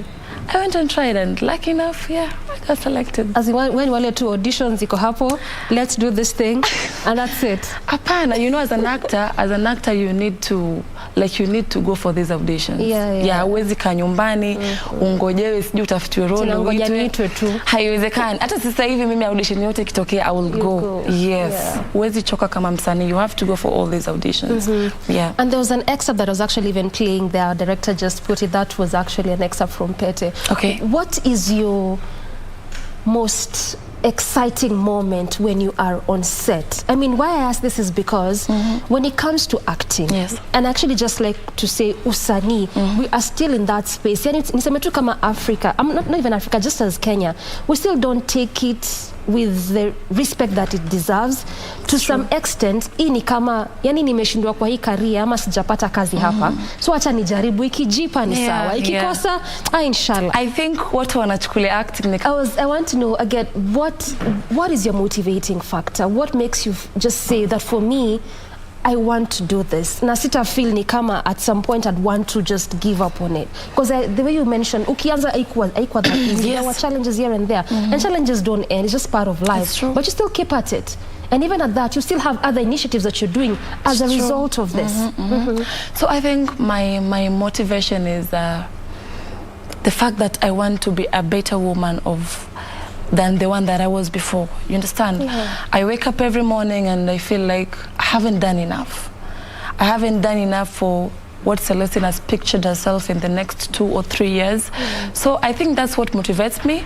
And also, honestly speaking, my parents, I just want them to be characters like Sudi. So Mingia said Sudi ashaika joke yake pale, people laugh and we shoot, unanelewa. So ni kazi, at the same time we're also having fun while we're doing that job at that particular time. Yeah, so it's not that tiresome as it sounds. Yeah. Okay, now let's talk about your initiatives, the other things that you're doing. You're into community projects, CSR projects, and there's a part I was also reading that you mentioned you really want to make young girls know that they can also achieve their dreams. Is this specifically in acting only or just generally achieve their dreams? Honestly, generally, because I only want to talk about my backstory, but I come from a very humble family, you understand? And if I had given up, I believe singekuwa mahali niko sasa hivi. Of course, sijafika pale ambapo nataka kufika, but I believe as a woman or as a girl, you don't need to give up on your dreams. Like, first of all, you should believe in yourself and go for any opportunity that comes your way. Usikwe yule mtu wa kuchagua kazi. You know, there are people who ukimpea kazi atakwambia no, I can't do this. Ukimwambia hii, no, I can't do this. No, hapana. You should just go for any opportunity that comes your way, because hujui ni opportunity gani ama hujui ni kazi gani ambayo itakutoa mahali huko and ikupeleke mahali kwingine. Yeah. So does it mean that ukona a set of girls that you are already mentoring, talking to, or it's something still on the way? Sana in our church. Yeah, church kwetu kuna some ladies some few girls wenye kidogo na mentor nini kwa fundisha. You know, let me tell you one thing. I might be sitting here like najichukulia mtu wa kawaida, but there's a lady out there who is looking forward to, I want to be like Celestine, I want to do this. You understand? So sitakagi kuambia mtu no, usitaki kuwa kama mimi. No, mimi napenda kumotivate mtu. You understand? Because I don't know ameona nini kwangu. So I really love motivating people and making watu kuamini kuwa they can do more and they can do better. Yeah. All right. Now, your empowerment projects and CSR project that you're also doing in the coastal region, and most of it is tied to drug addiction, drug abuse. You could have done different things. You could have done perhaps, teen pregnancies or something. Why drug addiction? Okay, first of all, it's because we had a victim in our family that was into drugs. So I have seen. And I have experienced and I have get to understand the side effects, the disadvantages, and ni vitu nyingi ambazo zinatokea, mtu anafanya, mtu anapitia na zinaumiza familia. You understand? Zinaregesha nyuma familia. You understand? When, let's say for example, when mtu amekuwa ako so much addicted to drugs in a way that they'll just have to find a way to get money, you understand, so that they can just afford to get the drugs. So unakuta mtu sometimes anaingilia paka wizi and all that nini na nini. So to me, I felt like kama mimi we are going through this particular situation, I believe ni familia nyingi sana ambazo zinapitia the same thing. You understand? So with my little knowledge, because at the end of the day, siwezi sema kuwa niko na knowledge kubwa sana, but it's just a matter of sitting with them, kuambia this is not good, kuwaelekeza, unanipata, like not doing much, but ile tu kwa motivate kwa there's more to just doing drugs, there's more to just stealing and all that. Yeah. So hiyo ndio imeni motivate sana, the fact that we have a victim in our family. Yes. So for you, it was more of a personal story that pushed you to do this. Yes. And when it comes to drug, is it the same as, drug addiction, is it the same kama empowering young girls that it's only girls alone, or now you pick both genders when it comes to drug addiction? When it comes to drug addiction, it has to be both genders. But so far, when you middle now, sana ni wanaume male. Yeah. What is the issue? Why do most of them? Because again, work on a personal story. Kabisa. I think issue kubwa ya, especially in Mombasa, ukiongelesha wengi, they complaining that hakuna kazi. You understand, unemployment. So unauliza mtu sasa, fine, hakuna kazi, ndio. But then will taking drugs ama will be using drugs itakupatia kazi, you understand? Because at the end of the day, hiyo ni kama kujijustify. It's just justifying yourself, but haileti solutions. Unanelewa? So most of the people out there are complaining about unemployment.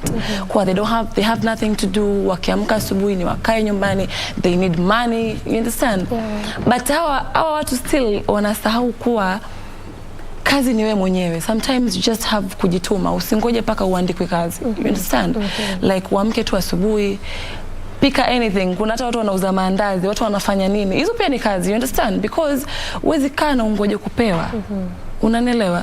At the end of the day, unaambiwa an empty mind is the devil's workshop. Unanelewa? Yes. Inakuwa devil's workshop. Kabisa. Utajikuta tu umeshikana na bad company, ushaanza kuvuta hii, umeanza kufanya ile. At the end of the day, ukija kurealize ushakuwa addict. Uwezi kuacha tena. So ni kitu ambacho sio rahisi and kinasikitisha. Yeah, because okay, so hii initiative ya drug addiction, because I mean hata sio pako unasema when it comes to the coastal region, this is actually a big issue.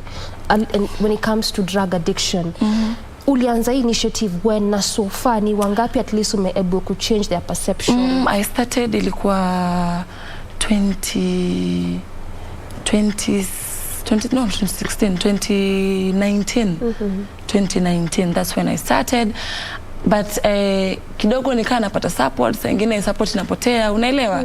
Saa ingine una give up, you feel like nobody is even helping. Yeah, hakuna mtu ananisaidia. But saa ingine juu ni kitu ambacho kiko ndani, you can't stop doing it. Yeah, so and a few people like kuna huyu msichana alikuwa anasoma aka drop out shule, and then I had to talk to her, nimwelezee, akakubali kurudi shule, and now she's like, "Eh, Mazi Celestine umenisaidia, nashukuru sana." Yeah. I wouldn't want to mention her name. Yeah. So when you look at some of these stories, for you as a person, how does this make you feel? First of all, I would say it makes me feel good, the fact that I can be an example to someone, or I can be a role model to someone. It makes me feel good, but at the same time, if I'm not able to achieve what I want, or if I'm not able to achieve my goals, kuna wakati mwingine na feel kama I am failing some people out there. Unanielewa? Na feel ni kama sijafanya kile kitu ambacho nataka kufanya. You understand? So sometimes I will sit with my colleagues and I'm like, nitatafuta nani ambaye atatusaidia tufanye hiki kitu. You understand? Yeah, because the kitu ambacho kiko in me, I would really love, kama ningekuwa na uwezo, I could even get a place where I could start mentoring them, nini na nini, unanielewa? But at the particular moment, I will just use my small knowledge, little knowledge to just talk to them and better themselves, or better maisha yao. Okay. Yeah. Naona director anashinda yake hizo clips za pete. Tutaka mtu hapo na beat again. But let's take here a bit. Unasema ukipata usaidizi, you can be able at least to even set up a place, maybe set up like a home for these people. Yes. So saizi unaendanga ukiongelesha hizi tu one-on-one, ama you just have like a specific area? How do you get to do this? Sana unajua, okay, neighborhood yangu. Sana pia mali tunakaa, my neighborhood ni watu ambao they are so much into those things. So they are my friends. Ni watu ambao ni marafiki zangu sana. So instead of kuonyesha watu like, "Hey, wewe unatumia hii, mimi siwezi deal na wewe."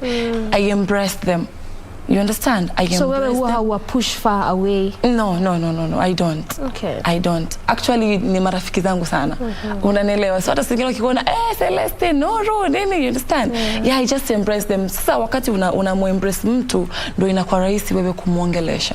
You understand? Because wakati ukiletea mtu ukali and ni ngumu mtu kukaa na kukusikiza. So you have to first embrace them, and you have to show them that you love them despite their whatever, despite vile wao wako, you still love them, and they're people ambao ni important sana kwa society. Yes. All right, now tukiongelea issue ya funding, because when you look at most initiatives, mara mingi yes, mtu kama ulianza 2019 na unaona unaifanya because it is something new, you have a passion for it, you have a backstory, so you have an experience for it, and you want to change how your community, society is doing and viewing this kind of things. But mara moja unapatanga mtu akianza na hata venye unaiongea the issue of funding, ama ndapata usaidizi wapi niendelee kujiendeleza. So wewe saizi, while you're trying to do this, is it from friends ama tu your proceeds from acting? How are you funding this initiative? Because again, from 2019, si rahisi, honestly speaking, si rahisi. Kama nilivyokuambia. So what I normally do, I do it myself. Sitoi kitu kikubwa sana, but kile kidogo ambacho naweza kutoa, I do it myself, honestly speaking. Nimekuwa nikijisaidia tu pale kidogo napata, like, because mtu anaweza kufuata like, mazee sijakula. You understand? I need this and this and this and this. Humpei pesa, because ukishampatia pesa ndo hivyo. What you do, unaenda you get kama kumnunulia ka shopping na nini, unampatia, anapeleka nyumbani. And that's it. Because honestly speaking, wale watu ukiwapatia pesa ni kama sasa umewambia go and keep on doing what you're doing. Yes. I mean, it's one thing to either give money or even shopping, but it's a different story to like give this person skills to do something. It's because ni mara mingi atakwambia nataka pesa. Okay, utampatia pesa na tunakubali, but ni mara ngapi utamnunulia mkate, maziwa, mboga. So kuna skills zenye ambao wewe unawapatia, ama do you get to come also talk to them or something? Okay, kama most female, I mean male friends ambao nime get along na wao, wengi wao saizi wamejoin football around our area. So unakuta like every time wako busy, wako mazoezi, wanafanya hizo nini practice zao, wanapata games, they play, so wanakuwa kidogo wako active when it comes to skills. Na kama nilivyokuambia pia, when it comes to girls, ladies, but mostly wao wengi hawako into drugs sana wanaume ambao nimedeal nao ndo wako so much into drugs. So unakuta kama ladies in our church, wengi wao na wanataka kuigiza. Unajua mtu akikuona waigiza na feel like I want to do this. Hata mimi naweza fanya. Hata mimi naweza fanya. So tunafanyaga small skits, nini, tuna perform kanisani, you understand? Yeah, and wakikuwa poa kama kumetokea auditions, naambia mazee kuna auditions, go and try your luck. Yeah. What's your plan with this initiative? As in, are you planning to like expand it further, ama itabaki tu pale kwa your community? Obvious, I would love to expand it. That is very obvious, but again, I think ninge appreciate sana kama ningepata support from my NGOs, organizations ambazo zina deal na mambo na drugs and all that, because I believe once I get that channel, itakuwa rahisi and it's going to grow, na pia tutaweza ku capture ama kuleta watu wengi ambao tutawasaidia. Yeah, makes a lot of sense. Yes. All right, let's go back to your acting. Director amekuwa akiweka hizo clips, now we are here. Let's talk about the consistency. I mean, anytime I have conversations surrounding film industry in this country, like we said earlier, it's not an easy space to get to. And the fact that there's a lot of considerations, there's lack of consideration on that kind of space or industry, whereby watu wanakuwa wameichukua tu kama side hustle. Yes. So sometimes inakuwa difficult hata kuwa consistent at it. But you have been consistent. What makes you stay that consistent? Okay, first of all, I've said, let me just try to tell a small story about my acting. I've been consistent because I've been shooting Pete for the last 4 years, since 2018. You understand? So sometimes consistency comes in with the longevity of the project. You understand? So you can a project inaka for a while, it becomes you easy have for to you. Lazima tu utakuwa kwa kazini hiyo time yote. Unanielewa? Kwa mfano ingekuwa Pete nimeshoot for like 1 month or 2 months, ningekuwa nimemaliza. So I would have like to go and look for other auditions and other projects ambazo maybe my director ama producers could love to future me in. Unanielewa? So like with Pete imekuwa ndefu, take a long period. We've been shooting from 2018. It's been 4 years, yeah. It's been 4 years of just shooting Pete, yeah. You can imagine. Well, that's quite a long time. And that is what helps you keep consistent. Yes. And stay consistent. Yeah. Consistent at it. Again, let's talk about something else also when it comes to remuneration or payment. Good number of actors you will speak to, and most especially upcoming, or those that have even been there just for a while, they will tell you one of the major reasons why I don't stay here long enough, or one reason why it is sort of like a side hustle back at Jeepney, because producers, and it only goes to producers. Producers, they don't give us our due. Like utapata unakuja rehearsal, you do your thing before even you start shooting, or if it's theater, you do rehearsal before the day of the show, and each time you rehearsal, you're not paid anything back at time your show. Have you ever had an experience of that? It's true, honestly. Also, it's a thing. It's a thing that happens. Oh, okay. But seriously, let me just try to explain this to actors out there. When you shall make it. Hapana, bado sija make it. Unaona, like hujaanza kazi. It's more of an when the interview ndo wili sasa uonekane kama unaweza kufanya kazi or you can't do it. So you don't expect umekuja for rehearsals ama umekuja for auditions ama tuko kwa pre-production process and you want to get paid. Because ata, for example, maybe the shooting company, because producers wanapewaga project na TV stations and all that, they have to deliver fast for them to get paid. So what do you want to be paid na hata project haijakuwa delivered kwa the stations ambazo you understand point yangu? Okay, I get it. Yes, so me I believe acting inataka tu patience. You have to be patient. That is the key when you want to be a great actor. You have to be very patient. Sio rahisi.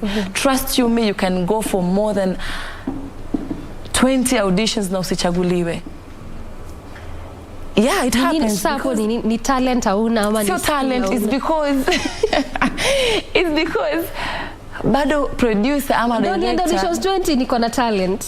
Imagine it happens. Oh really? Kuna mtu atakwambia mimi nimeenda auditions mpaka nimechoka, like I've given up. But you don't have to give up. Itafika tu siku moja hivi utaenda audition tu moja hivi na ndo uo umekicken. You understand? Because a story has to fit your character. It's not about wewe wajua kuigiza ama wewe you're beautiful ama wewe you're this. A story has to fit your character. Like features zako lazima zifit na yule character ambayo director anamtafuta. Yes. Okay, that makes sense. Let's go back to that one issue just a bit. You've raised a very important point, by the way, that even these TV stations, it's first you deliver the project and then we'll pay you. But in the meanwhile, as you're waiting for deliberations and kick-off and all that, Saniana, how is he or she surviving? Okay, then let me be practical about it. I understand your point. So it's as well as kama utaki kujaribu ama if you don't want to be patient, then go home.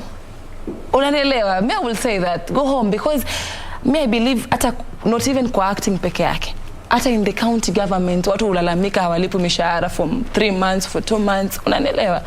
So it needs patience. Honestly speaking, it just needs patience. Kama wewe unaona huwezi vumilia this particular period, you just want to get paid, go home, mama.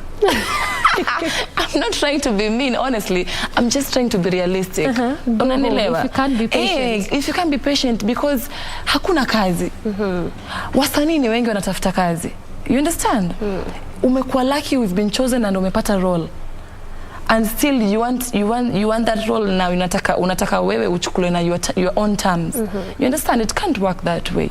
Unanielewa? Okay, makes sense. Yeah. Now we want to take a very short break. When we come back, I want us to discuss that issue and question of talent. It's okay, no problem. I feel like it's a very pertinent issue, especially when it comes to our generation. We always feel that we are talented. Yeah. And we don't think there's really need for experience and skills sometimes, because I went to school and I have talent and I have a pretty face, so why aren't you picking me for this role? We take that break. We return to continue this conversation. Stay with us.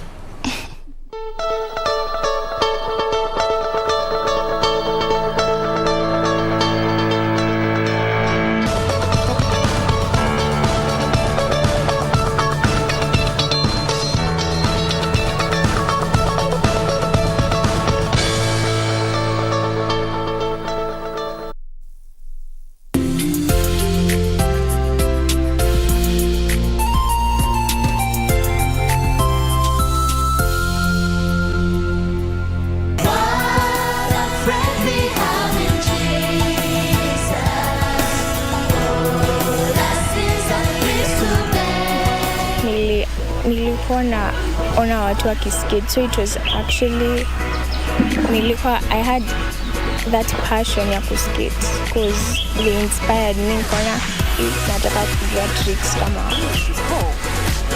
And the grasshopper began singing at a high pitch, which disturbed the owl's sleep. La la la la la la la la la la.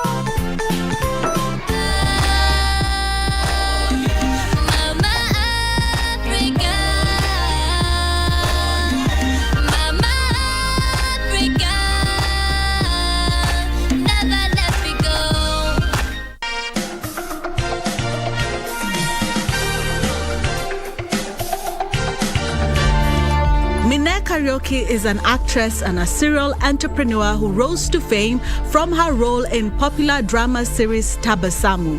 A decade later, and she continues to dominate our screens on shows like Ma Empress while successfully running a construction company. But how does Mine manage to strike a balance between family, entrepreneurship, and the limelight? Because I saw some photos of you dancing away. Okay. But you've been married for a while. What was that occasion about? I don't know. I don't know why I get to only play this role. I think I do it so well. Which is the opposite of I know of me, right? So still a slave queen. Still a slave queen. Same story. Yeah.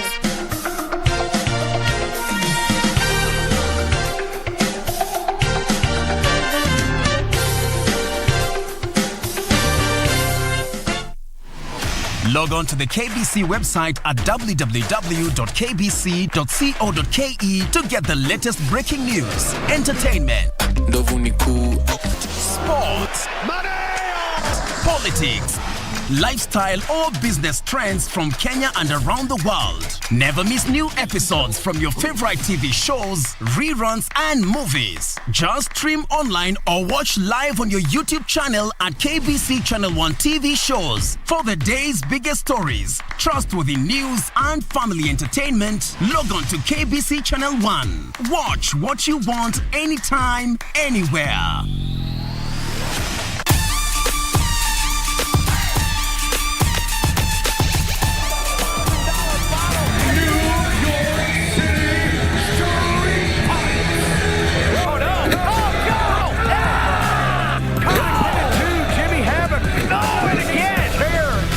Is this enough? Tom Lawler, bloody but unbound. Tonight, I'm gonna win this battle, Ryan, and I'm gonna prove that I am the ultimate fighter in MLW.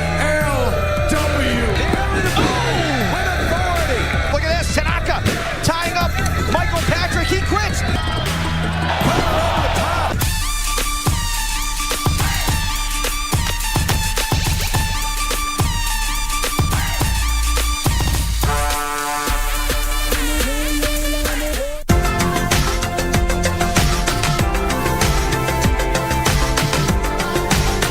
All types of cancer. Smoking is a risk factor. Starting with the lung cancer, which is major, because when you smoke, the smoke actually the tar is deposited in the lungs. But you see the other types of cancer, like my brother says, of throat cancer, larynx cancer, and maybe cancer of the reproductive system. I had given up. I had even told my wife I would go for more sessions, let me just die. Because I was going through a lot of pain, the whole body. I lost my saliva. My tongue was full of sores, very painful sores for a period of 2.5 years.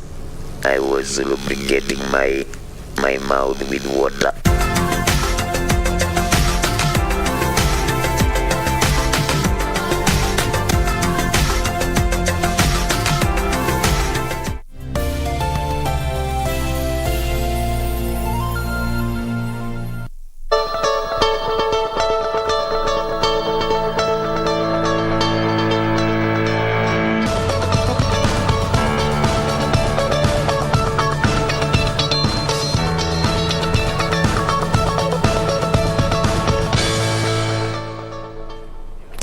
Welcome back, and many thanks for staying with us. We continue with our conversation still on set with Celestine Nyaga. Now, tukiwa off air tuko tunasema venye unatetea producers badala ya utetea wasanii. Wewe ni msanii, wewe si producer. Uko side ya producers ama uko side ya wasanii? Niko side. Uko neutral. Yes, and najaribu tu kuwa honest. Yeah. Unanielewa? I'm just trying to be honest na najaribu pia kuweigh. Because let me tell you one thing. Wasanii tuko na ika tabia kulalamika sana. Unanielewa? Let me tell you one thing. But usanii si rahisi. Si rahisi. Sijasema usanii ni rahisi. Sio rahisi. Ndio maana nikasema nini? Usanii inataka uvumilivu. Okay. That's why nikasema inataka nini? Patience. Ndio si rahisi. Ingekuwa ni rahisi hatungehitaji patience. Unanielewa? But again, wasanii acha nisingile wasanii sana. Mbona wasanii unapenda complain? Yes. Sometimes ni kama tu binadamu wa kawaida. Binadamu hata umfanyie nini, ata find to a way of kulalamika and complaining, you understand? Binadamu hatutosheki. We always say that hatutosheki. When it comes sasa kwa usanii, it is more. Unanielewa? Msanii utamlipa hii pesa maybe. Ama kwa mfano sasa mimi nimelipwa hii pesa leo. Nitasema hapa na feel hapa kuna pesa zingine hapa. Ama hii role yangu mbona imezidi kwa kubwa hii. Hii role bwana hizi lines zimekuwa nyingi. You need to add more. You understand? Yeah. We are forgetting why you had agreed at this particular rate. Unanielewa? But again also pia producers wengine wanatufinyilia. Let me just be honest. Acha tu niwe kote. Wakati mwingine pia producers wanatufinyilia. Unanielewa? You know very well that this particular talent or this particular character akona story mbele ambayo it's huge, ni kubwa. Utampea maybe scenes nyingi or many episodes, and then just because maybe yeye si star, just because yeye hajulikani, unanielewa, you end up kumlipa pesa ambayo ni kidogo. Uangalie talent yake, uangalie capabilities za huyu msanii. You understand? Hapo pia ndo producers wetu wanatufail. Unanielewa? And also another thing, squeezy kuna courtesy of producers kuchukua mastar. Unanielewa? Mtu ambaye as long as mtu kuna page ataangalia talent, ataangalia if this particular person can perform, yeye anaangalia tu usawa huyu mtu in a way that anatumia ku promote show yake. They are forgetting that quality no kitu kizuri.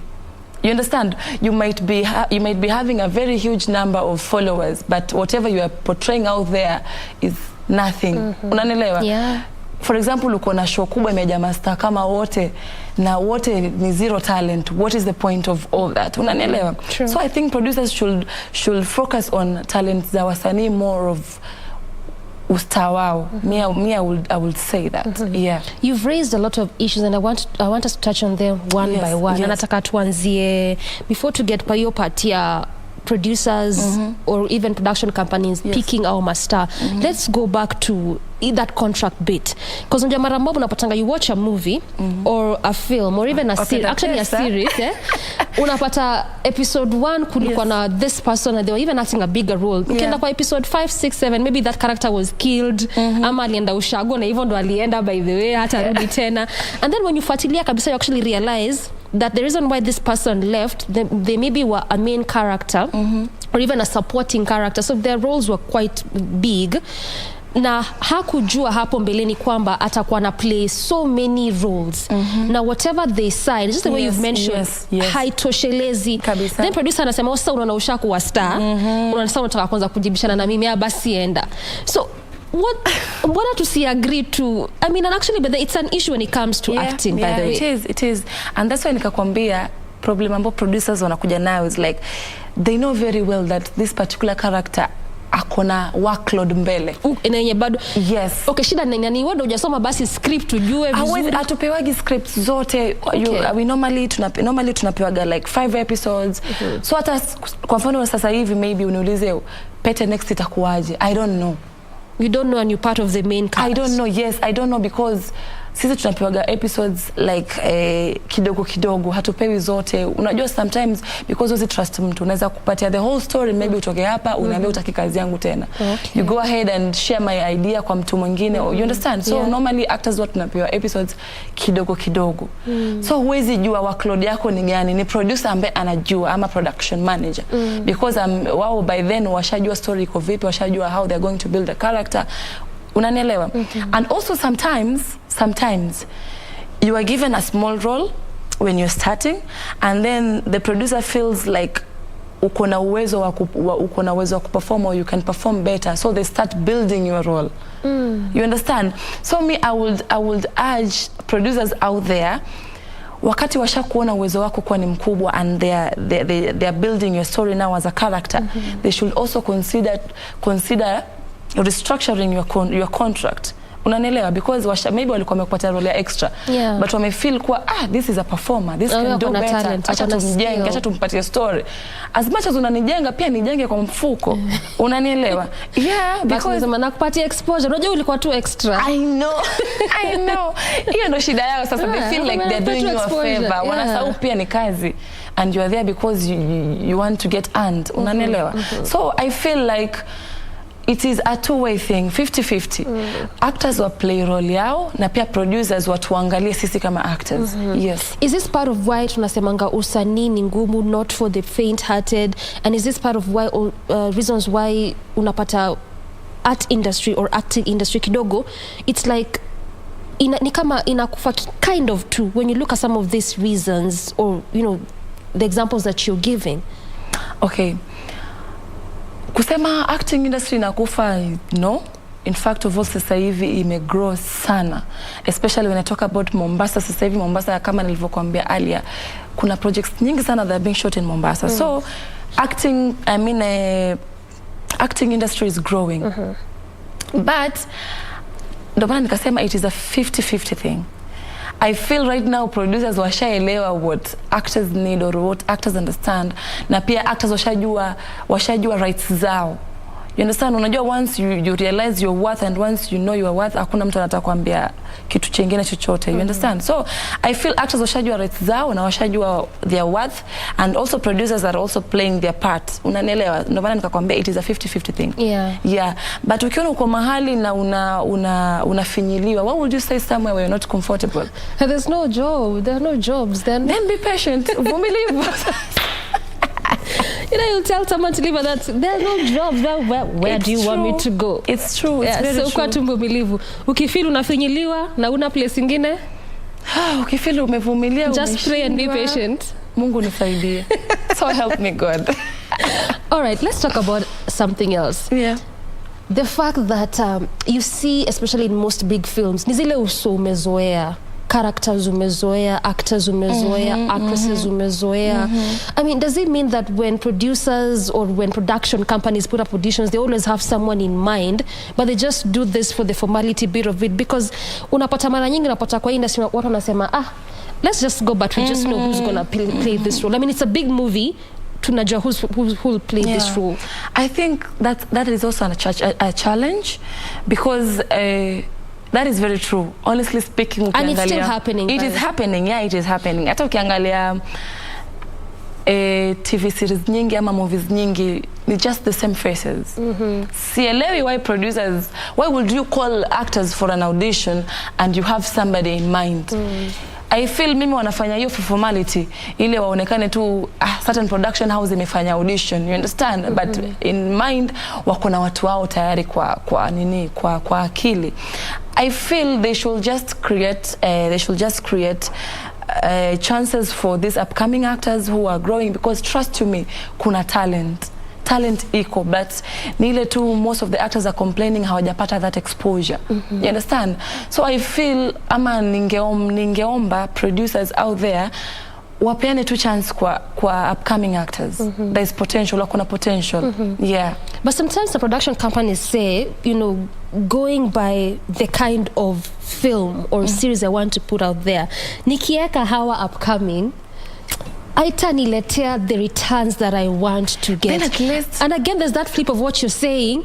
If you don't get to empower, bring up this upcoming, I mean, where do we leave them and we have talent? Then I think, Sawa, maybe you're right, but sometimes at least if you have like 5 main characters, go for 2 ambao ni mastar when you want them to be in your film, and then pick 3 upcoming.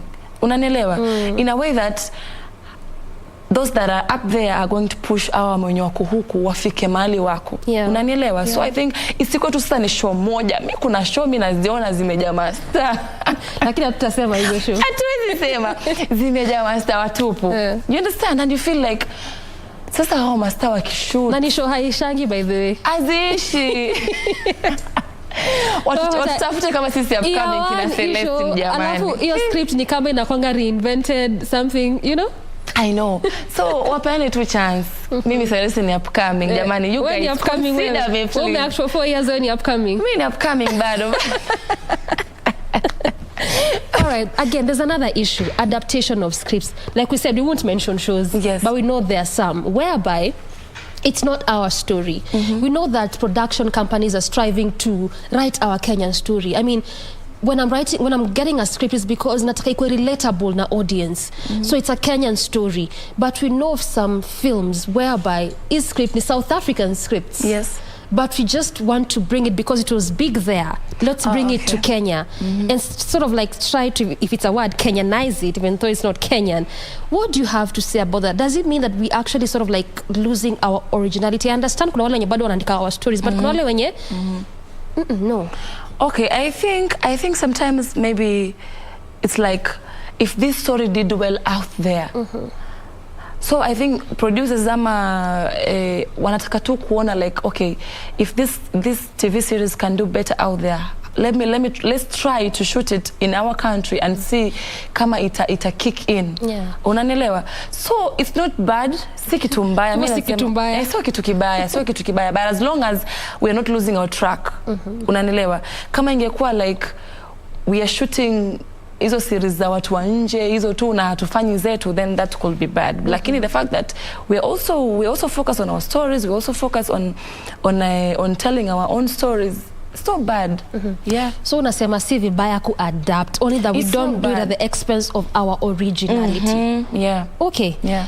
I wouldn't want us to finish this show or conversation without talking about the question of talent. Why I say that? Because when it comes to entertainment industry, we rely heavily on the fact that I'm talented. I think I have a good voice. I think I have a pretty face. I went to school. So where does skill and experience live? And that's when unapatanga mara mingi hata ukipewa hiyo chance unasema, yes, we understand it's not so good kuacha mtu tu kusemanga unampa exposure for a long time. But when you're beginning, in my perspective, there's nothing wrong with that. But you rely heavily on, why would you keep doing that to me as a talent? Yeah, I'm talented. I have gone to school. I have a good voice. I think I can act. I have a pretty face. What is your perspective on all of this combined? I will say it's good to know your worth, because once you know your worth, nobody can take advantage of you. It is good, but again, you also need to consider, and you also need to know what you want. The moment you know what you want, and wakati umekiwa kitu on the table, then you'll be able to figure out, if this what I want. If it's not what you want, then kwa nini ufanye kitu ambacho hutaki? You understand?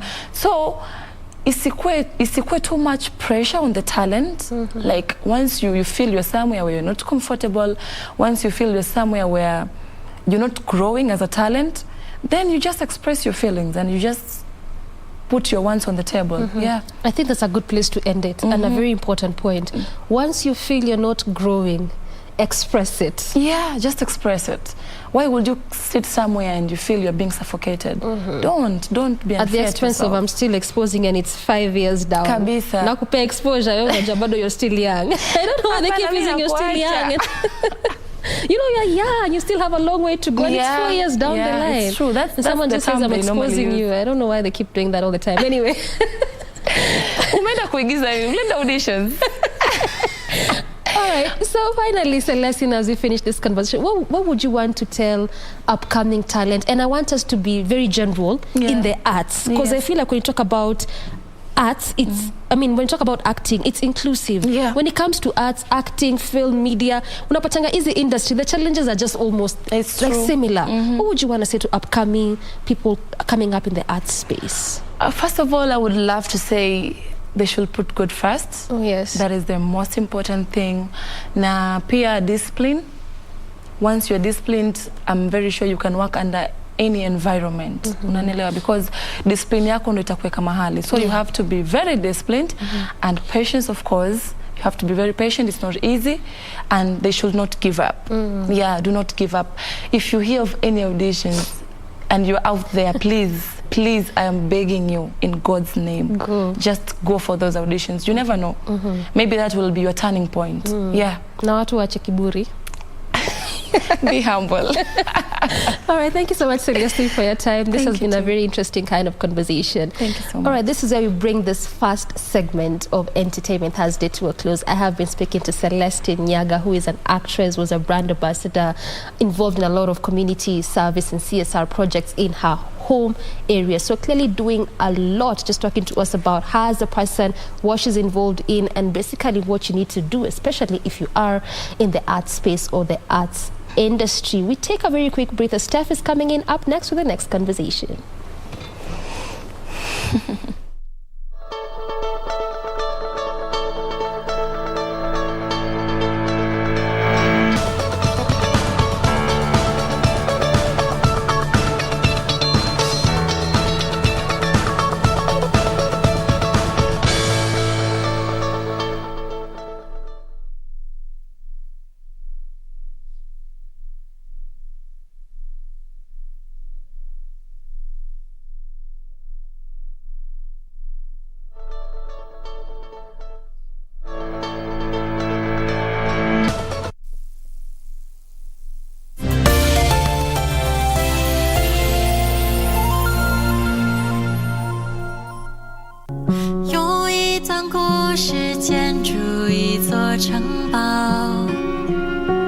I proposed. My daughter is getting married. I've got something you should see. And then after you've seen it, you can decide what you think of my offer. Do you think I'm so stupid I'd believe that? I'm really confused now. Qinghuan. I know you wouldn't lie to me, but the thing is, he didn't ask me to stay.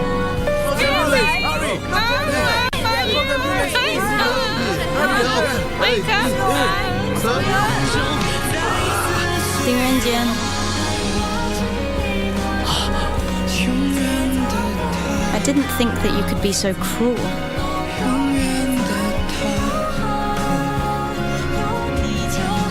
You're the one to talk. You didn't even say goodbye. That's because I was never planning on leaving. Huh? Nice to meet you. I'm An Qinghuan. Ding Renjian. Nice to meet you. 爱情放进去后就不再打扰，世界很大，而我很小，想要和你遇。 Serikali ya Rais Uhuru Kenyatta imetekeleza miradi mbalimbali kwenye sekta ya afya kuhakikisha Wakenya wanapata huduma bora za afya na kwa bei nafuu. Wiki hii kwenye Project 254. The Kenya we want is one in which no Kenyan should leave the country so as to receive the medical care they require. Kila mtu amefahamu kuna linda mama na anakuja hospitalini na anasaidika hapa. Ikiwa ni operation ni bure. Ikiwa atazaa mwenyewe pia ni bure. Hakuna mtu anafaa kukosa kupata huduma ya afya akienda kwa hospitali ya serikali.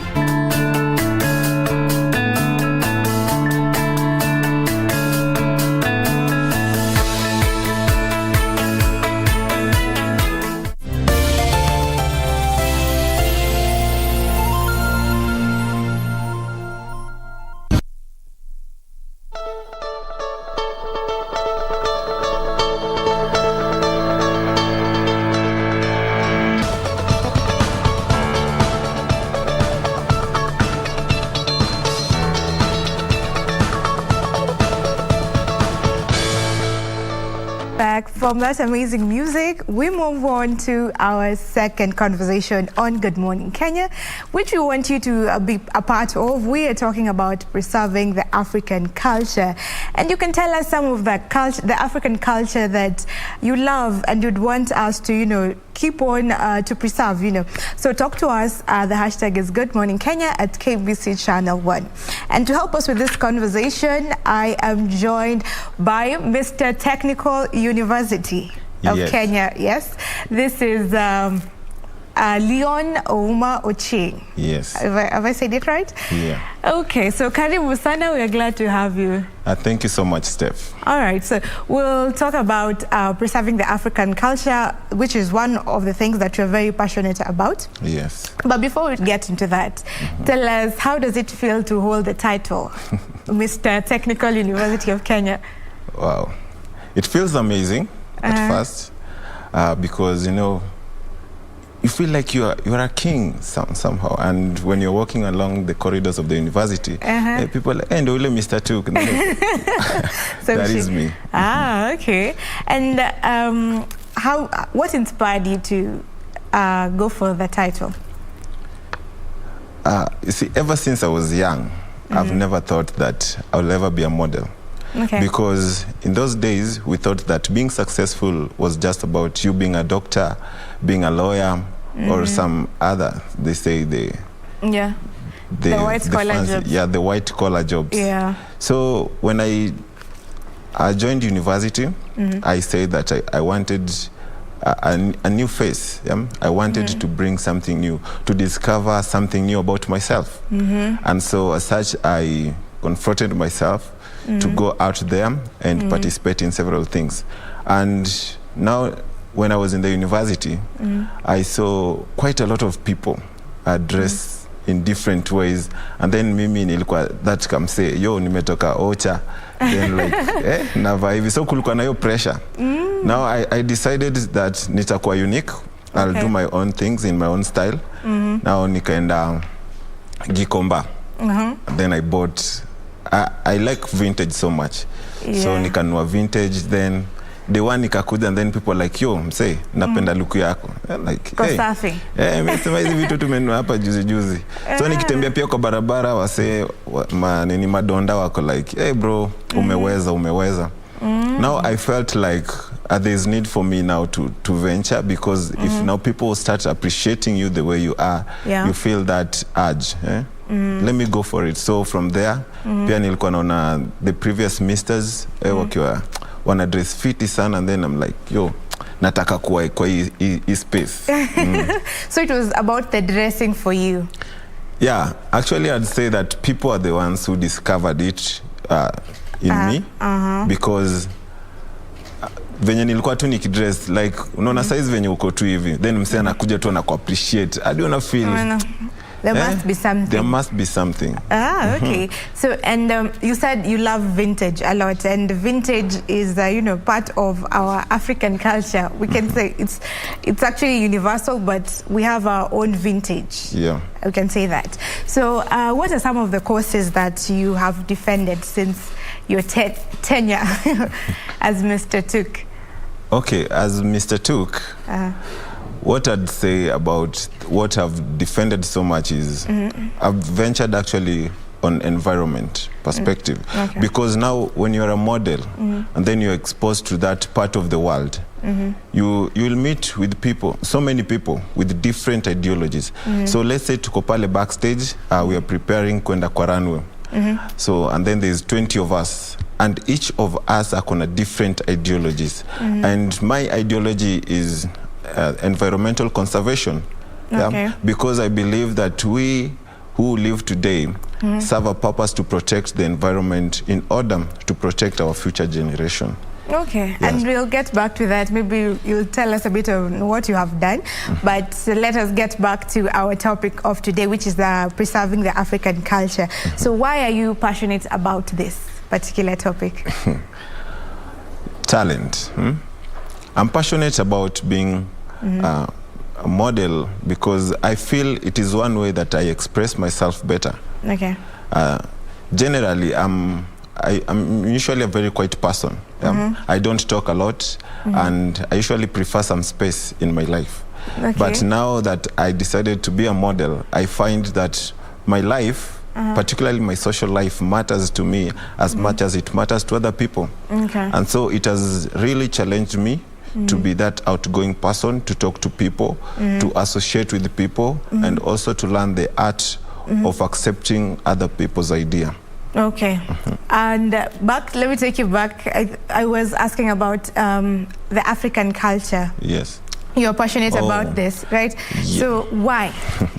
Okay. You see, they usually say that if we, the lions, don't get an opportunity to tell our own stories, then it is going to be the exploit of the hunters that is going to be had, and not the bravery of the lions. Oh, wow. What So, we are the lions, we Africans. And in most cases, trust you me, that if we bring a journalist from abroad to come and write any story about Africa, or particularly about Kenya, his or her first stop will be in the slums.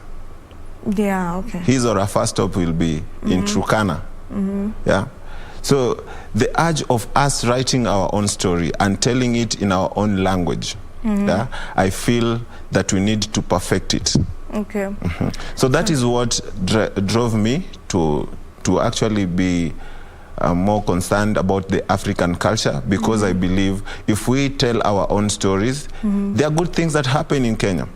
There are good things that happen in Africa. So we need to tell the beautiful stories that we actually have, because we have a lot of those. Yes. And this is actually passed on by telling the story from one generation to another, and that's how we came to know about our culture.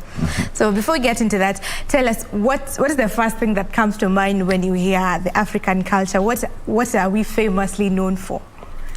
Okay, Africa is diverse. Yeah, we have a lot of things, and one thing, when you actually examine the African culture, each and every tribe, you'll find there's one thing in common: the oral nature of the culture. Now, the oral nature of the culture tends to combine us and connect us, that as much as I'm a Luo and you're a Kikuyu, we're still Africans, yeah? So that commonality brings out the uniqueness about the African culture itself. Okay, and also I think Africa, we are known for we have so much the diversity, just like you've said. Different countries in Africa have different languages, the tribes, which makes us very unique. Also, maybe the food. Ukikuja Kenya, what is the first thing, when someone wants to come to Kenya, what would be the first thing that you would want them to eat? Definitely fish. You're biased. But nyama choma, people know us for ugali and all that, and that's our culture. And sometimes we have we have been westernized, and tumekuwa eroded to some point. And why do you think this is? What is the cause for this? The cause, I believe, or my own thoughts, is because we fail to appreciate that which we have.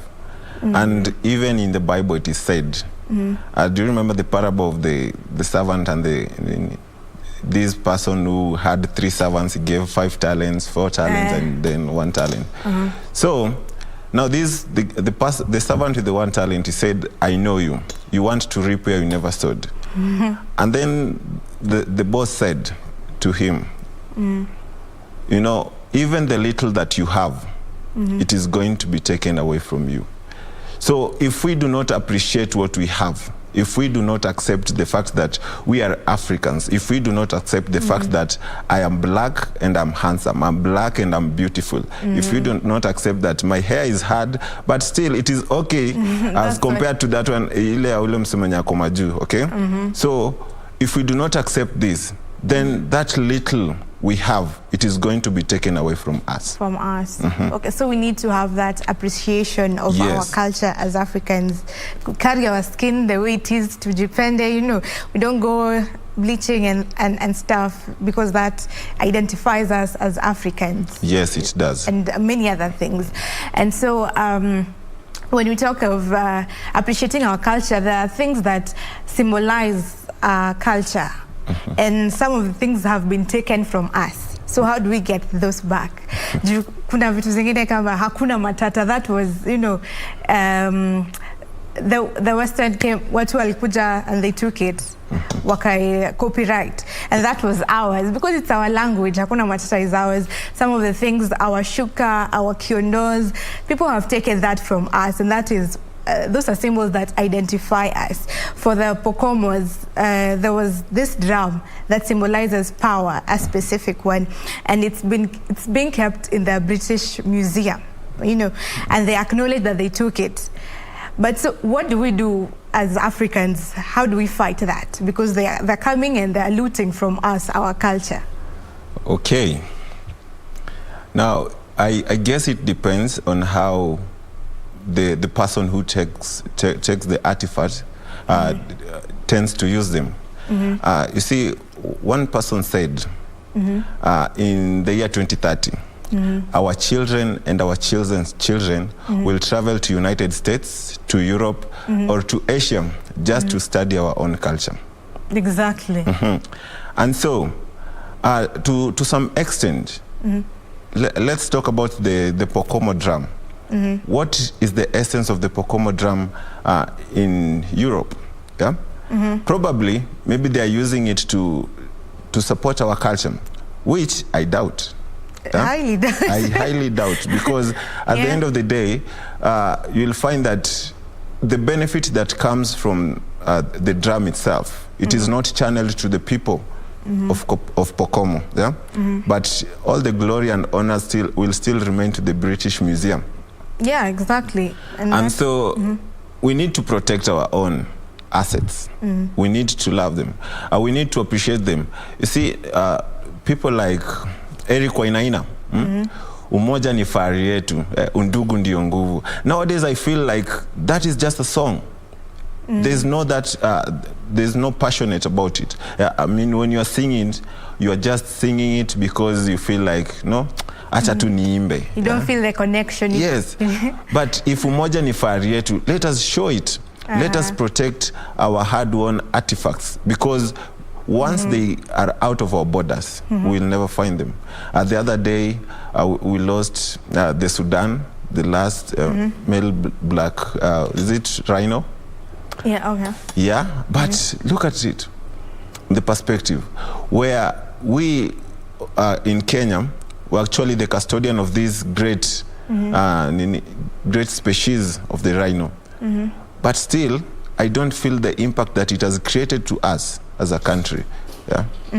So we need to protect them as much as, because I believe when you go to United States or maybe China, they have their artifacts well protected with even military services provided to them. So it is not easy for you to access them. That is what we need. We need to protect our own artifacts so that we can tell our own story better. Okay.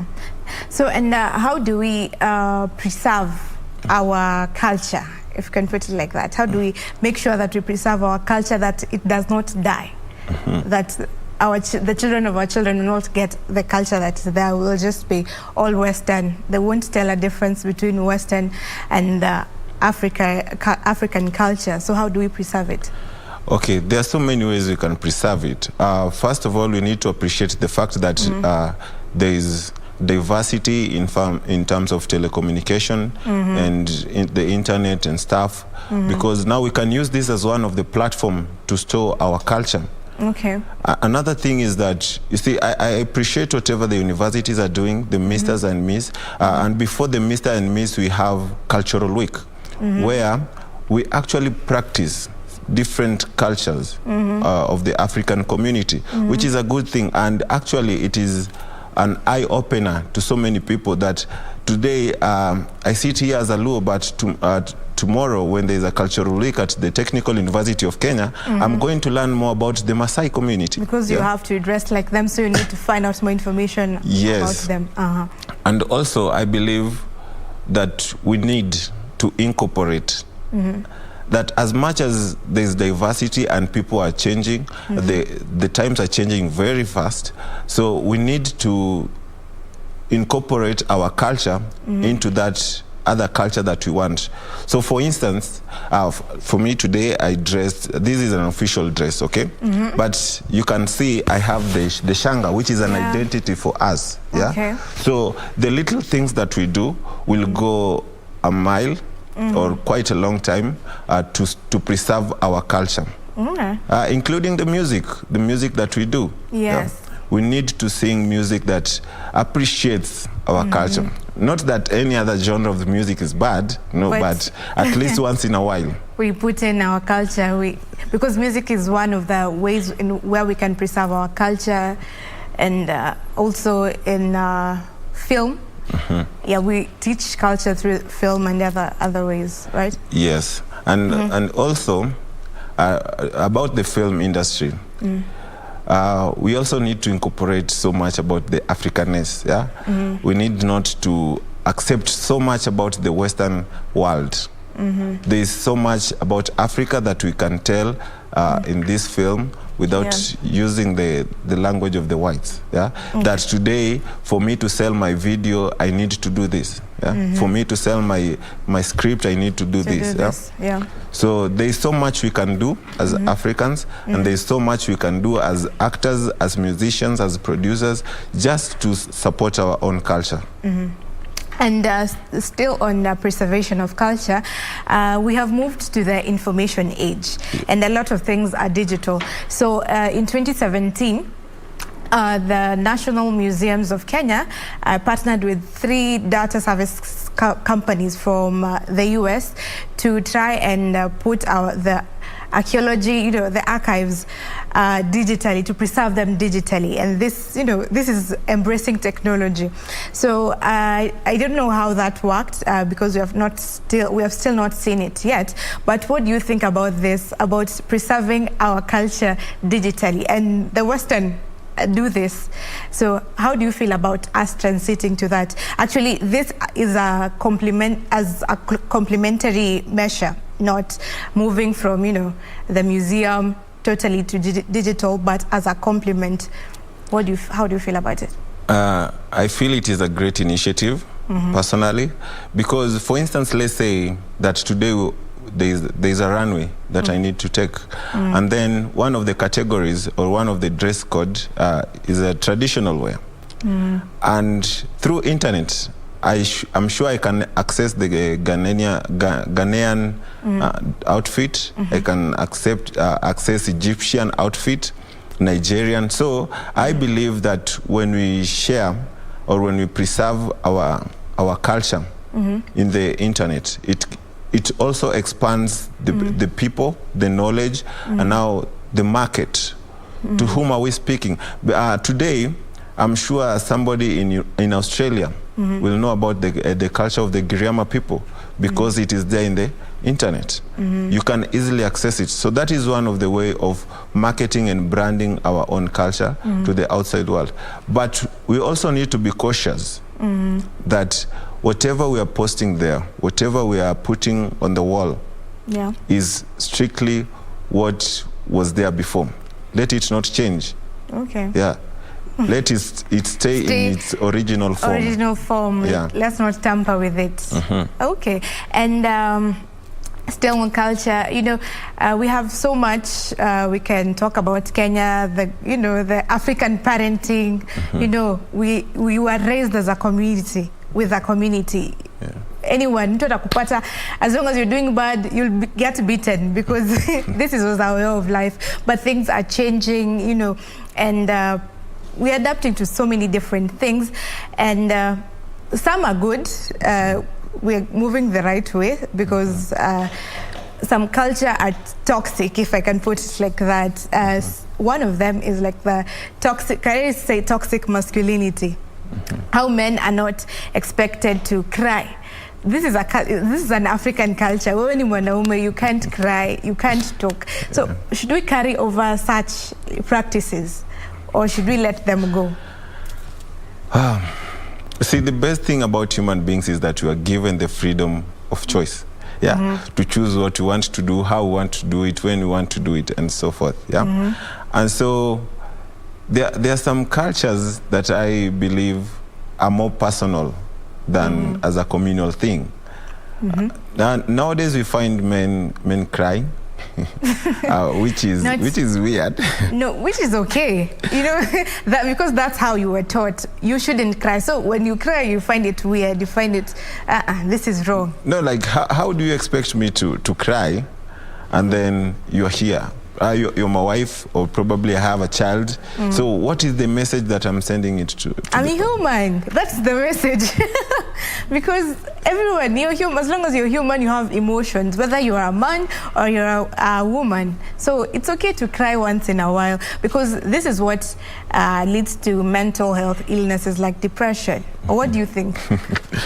Okay, we are human, yes. But then again, you cannot hide the fact that, you see, it takes quite some time for you to change a man, and for you to adapt to a certain environment. Our society has taught us to be tough.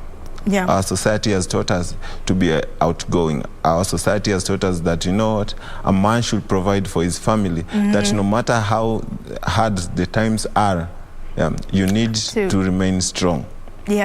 But still, now that we are trying to incorporate a new culture into this, that hey, wanaume pia wanazalia, then I'm like, yo msee, sasa huyu mtoi wangu atanionaje? It's hard, by the way, because the moment you cry, it means that umewekwa kwa kona fulani. Now you don't have an option. It's like now you are in a cage, or you are handcuffs, you are in a prison. You cannot move. But now you remaining that strong, it shows that you still have the power and the zeal to move on, that no matter how hard the times are, you're going to fight. But with the current situation going on in Kenya and even around the world, this is not just something in Africa, but mostly in Africa, because men are taught to be hard, to be tough. Do you think that this is really healthy currently, with the current situation? Do you think this is something that a culture that we should hold on to? With times, then I suppose not. It is not healthy, because nowadays a lot of us are suffering. We are suffering, but now we don't know who to speak to. That is a problem. Now the first thing is that people are not ready to listen to your story. Okay. And if they do, they are ready to share it with some other third party, which now it colonizes, or it deprives you of the privacy. And that is what we fear, particularly. Actually, personally, I don't like talking too much about my emotions, because I will feel intimidated to some extent. To some extent. Yeah. All right. And I won't take it lightly. And And this was actually said in a meme that has been going around on social media, how actors from the US, how they came out to, and became vulnerable on national TV, and they came out to be a meme. An example is Will Smith, and he came out to be a meme. So what should people do, because we are telling men to express themselves, but when they express themselves, we become judgmental. So what should we do from a man's perspective? From my perspective, I'd say that we require space, we require understanding, that it is not easy. It is not easy for me to open up to you. It is not easy for me to tell you how I feel about certain things. It is not easy for me to speak about myself. And it takes quite some time, but I believe in the end, we'll be there. So patience will pay, and then go with us through this journey, because it's not an easy one. Okay, so time will tell, and we just need to be patient and walk with you through the journey. So we have taken that into mind. And again, still on mental health, just diverting a bit, but we're getting back to preserving our culture. And this is something probably related to you, though it happened to a female. This was Chesley Christ, the former Miss USA. and she committed suicide, and this was not expected. It was very sudden for most people. She was always happy, you know. You carry the crown, so you're always happy. You're the happy person. People described her as being, you know, the life of the party. So how is it carrying the crown and the expectation that people have of you? Does this affect how you your mental health and how you actually just behave around people? Do you pretend around people, or how is it? Okay. There's a lot to take first, because there's a lot of pressure from the social media. There's a lot of pressure from your community. There's a lot of pressure from the people whom you represent. Because at the end of the day, people expect you to behave in a certain way. Exactly. People expect you, probably there are those when you wanangoja that huyu ashakuwa celeb, huyo sasa ashatutoa kwa ligi yake, you see. Yeah. So there are those kind of people. Then there are those people who believe now that you are a mister, wewe sasa hapo ndio wanakujanga tu, bro nisaidie. So there is a lot of pressure, and then this pressure at one point zinaku overwhelm, and then you don't know whom to speak to. Personally, I have encountered this several times, and people are like, wewe ni Mr. Tuk, ofai kuandago vitu kama hizi. Like when I go and eat nikiwa for the main canteen with other students, people are like, hey, msee na expect unakula huko na ma lecturers. No, the fact that I am a mister does not change my character. The fact that I represent the university does not change the person who I am. I used to be, I'm a member of drama, and I like associating with people. So when unaniambia sasa juu mimi ni mister, sasa sifai kutembea na wewe ama nafai kutembea na yule, I feel your too pressure. Much pressure, it can become overwhelming. So yes, and even to some extent, huwa tunaenda too blank. Like, today I don't want to be in school, today I don't want to associate with the people, today I don't feel like I need to talk to someone. Yeah, so unachill tu pale, and then people feel like they are entitled to your life. Okay. That is the problem. Now that wewe ni mister, hey bro, so people have a fanya say hivi. in your life. So that entitlement, it makes you go away from whatever you did plan for yourself. And then sasa you bring another pressure from you. And then you trying to sell the culture to the outside society. The society expects you to behave in a certain way. But now that you're a model, you want to speak in a different language. Then let's say umekuja umedress in a different way, then people will criticize you. People will criticize the way you dress. People will not appreciate, and they won't care the fact that you are a model. They say, yo, so umevaaje, ini nini, All right, so the society should lower the expectations and understand that before you carried the title, you had a life, and you need to have that life as much as you're pushing a particular mandate. Yes. Okay, so, and as we close, just give us a clarion call on how we need to, tell Kenyans why we need to, or how we need to preserve our culture. Anything there. Okay. So for us to preserve our own culture, we need first to accept it. Accept it the way you are. Accept it the way it is. And then I like whatever Safaricom is doing. You'll walk along the streets, you find Safaricom, they are painting our own culture. Then I like whatever the National Archives are doing. The other day, walikuwa na collect the artifacts. That is one way they are preserving the culture. I admire whatever the universities are doing, having the Misters and Miss and the Cultural Week. I admire now where the society is going, that people are now actually appreciating the culture itself. And when you're walking along the streets of Nairobi, you're going to meet a lot of people dressed in different ways. Personally, I'd like to appreciate Senator Ledama Olekina. I usually adore him when he goes to the parliament na amevaa the Masai stuff. Yeah, representing. Yeah. Actually, it is good. And then I wish sometimes we make Kiswahili the official language.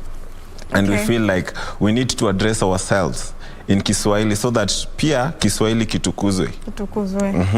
Okay. And also now let us combine all the languages in Kenya. Let us bring them under one cap and let us share it to the outside world that says, here it is, the cup of the people of the Kenya, that this represents our culture. And then we give it to the people. I'm sure they are going to appreciate it. Okay, thank you. That was a very interesting conversation with you. Thank you for gracing our interview. Thank you so much. I would like to have you again. Well, that has been an interview with Leon Ouma, who's Mr. Technical University of Kenya, talking about preserving our culture. So we're coming back in just a short while with some trending topics. Udaku with Jane heading it, of course. So stick with us. Don't go too far. A small breather and we'll be right back.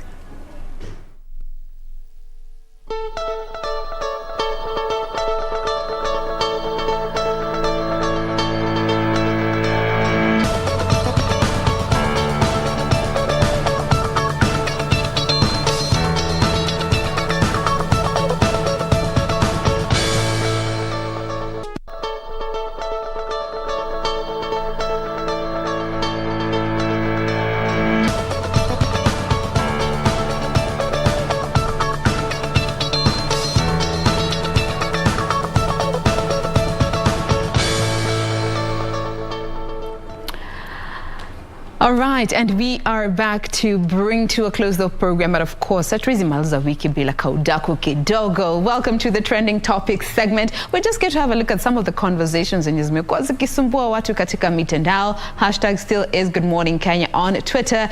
Jane Wamboi is my official station. My official station handle. Hey, I am taking the title from KBC. The official station handle is at KBC Channel 1 across all the social media platforms. My handle, unaibuletize hapo chini, is at Jane Wamboi. So I have Stephanie and Doreen with me. Na nataka tumalizie ile story ilikuwa tumeanzia at the beginning with the prototype rings, where detect your partner, their whereabouts, kama kwa huku unajua kwa wapi, how much is he sweating, what is the heart rate, pressure ikipanda unajua, pressure ikishuka unajua. You can literally see the map. Na when planes are moving from one place to another globally, you can see that kalaini. Now that will be tailor-made for your husband. Now, tukimalizia hiyo, just to link it with historia, you know Detective Jane Mugo, yeah? So she said she put a tracker in her hubby's shoes and caught him cheating. And then? Now, here comes a ring. Why are we micromanaging whole grown-ups? I don't know what you guys think about this. Micromanaging a whole grown-up. Mimi nataka unajua, at least with kids, by the time uko na watoto wadogo na ni toddlers under the age of 5, when that child is silent, look for them. They're doing something they're not supposed to be doing. They're doing something, yeah, exactly. Ukisikia toddler amenyamaza.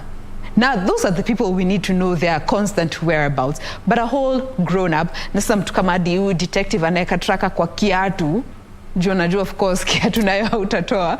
Steph, I think how we said it in the morning, tunatafuta ndio utapata, because this is a grown up, and if they were not, if you have insecurity, it means that there are reasons amekuonyesha that he's probably not straight, he's cheating or something. So the fact that umeweka up, it's to prove what you already know. But if you trust your partner, you won't go to that extent. You just let them be, and you trust that where they're telling you they were. So why put so much pressure on yourself, going buy a ring so that you know their heart rate, how they are breathing, if they're breathing too much, if they're talking to someone, you know, that's too much stress for you. So I'm not for it totally. D.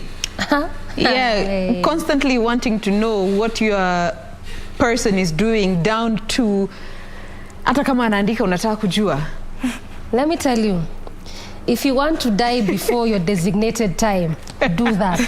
This is how you do it. If you want to die before, you know, the way you're saying, ati toddlers, it's okay. This is an adult. And then you realize there's some behaviors that someone has there's some certain ages, there's some things someone just can't change unless it is within them. That's why they say when it comes to relationships or even marriages, pick what you can handle. If you cannot handle this thing, don't even go ahead with it in the first place. For you to get to a point where you start snooping, unatafuta, you even call the friends, you want to know where this person is, you do all these kind of things. What is this that you saw when you were at the beginning stages of your relationship that now you're seeing right now, or you ignored, now you want to start monitoring? Because even if you monitor, you know there's nothing you can do about it. You can't change a thing unless this someone is deciding within themselves, I want to change this character or this behavior or this habit. Even if you monitor, even if you have this gadgets, imagine is nothing. And then, like I said, if you want to die before your time, you keep doing that. If it's a relationship or a marriage, whatever it is, long-term relationships, a relationship leading to marriage or marriage itself, you want to get old, you want to die before your time, with all due. Enda tafuta. Fanya venye unataka. Let me add something. I think it also depends on the reason why you need the ring, to give your partner the ring. If it's matters fidelity, then that is too much pressure on yourself. You'll have anxiety. This is a good way to die young if you want to die young. But if it's for security reasons, like how Regina put it in the morning, if you want to know their whereabouts so that you know, especially if it's a prominent person, this would be a good resource to use. But if you're just ordinary Kenyans in a good way, you know, you're living normal lives, why do you need to go the extra mile to know their every move? So it'll just give you too much anxiety. Let me tell you, security reasons, non-security reasons, not with. And I wish Ray was here, because I had an issue with the way she was saying always. Because for me, I felt like always is like all the time. And then for me, I come from the school of thought that if we are in a relationship or in a marriage, I mean, it just goes without saying, we need to be communicating. Like for instance, as I'm leaving the house, I know where my person is going. Whatever he does in between, that is just him.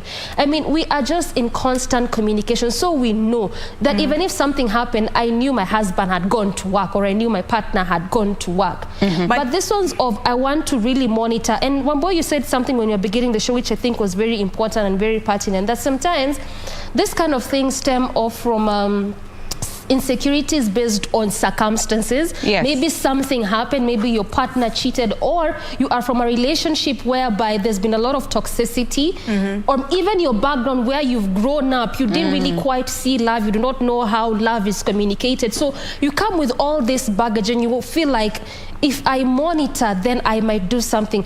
From my perspective, I think that you can do a lot of you can do yourself a lot of service if you get help as opposed to doing this. Because let me tell you, these things of snooping around, the kind of pressure it causes you, and then you keep saying whatever you go out looking for, let me tell you, you will find it.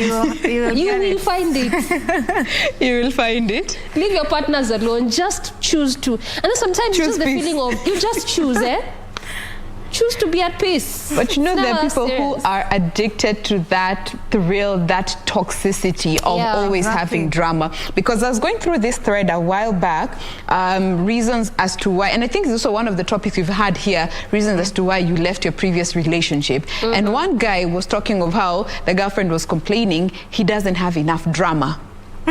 Wow. You know? Background. Hauna drama enough ya kunichangamsha to keep the relationship lively. Ama unichapi sana. Kwanza kuna mwingine. There was a while back we had one of those stories where the guy actually went on Twitter to look for advice.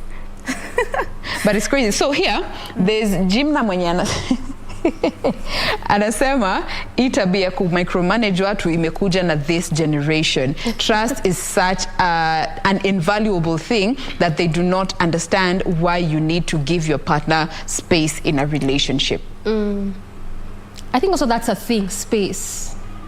Someone having also their own time, much as your partners, also just having your own time, like my me time. I want to go and wind and do all of those things.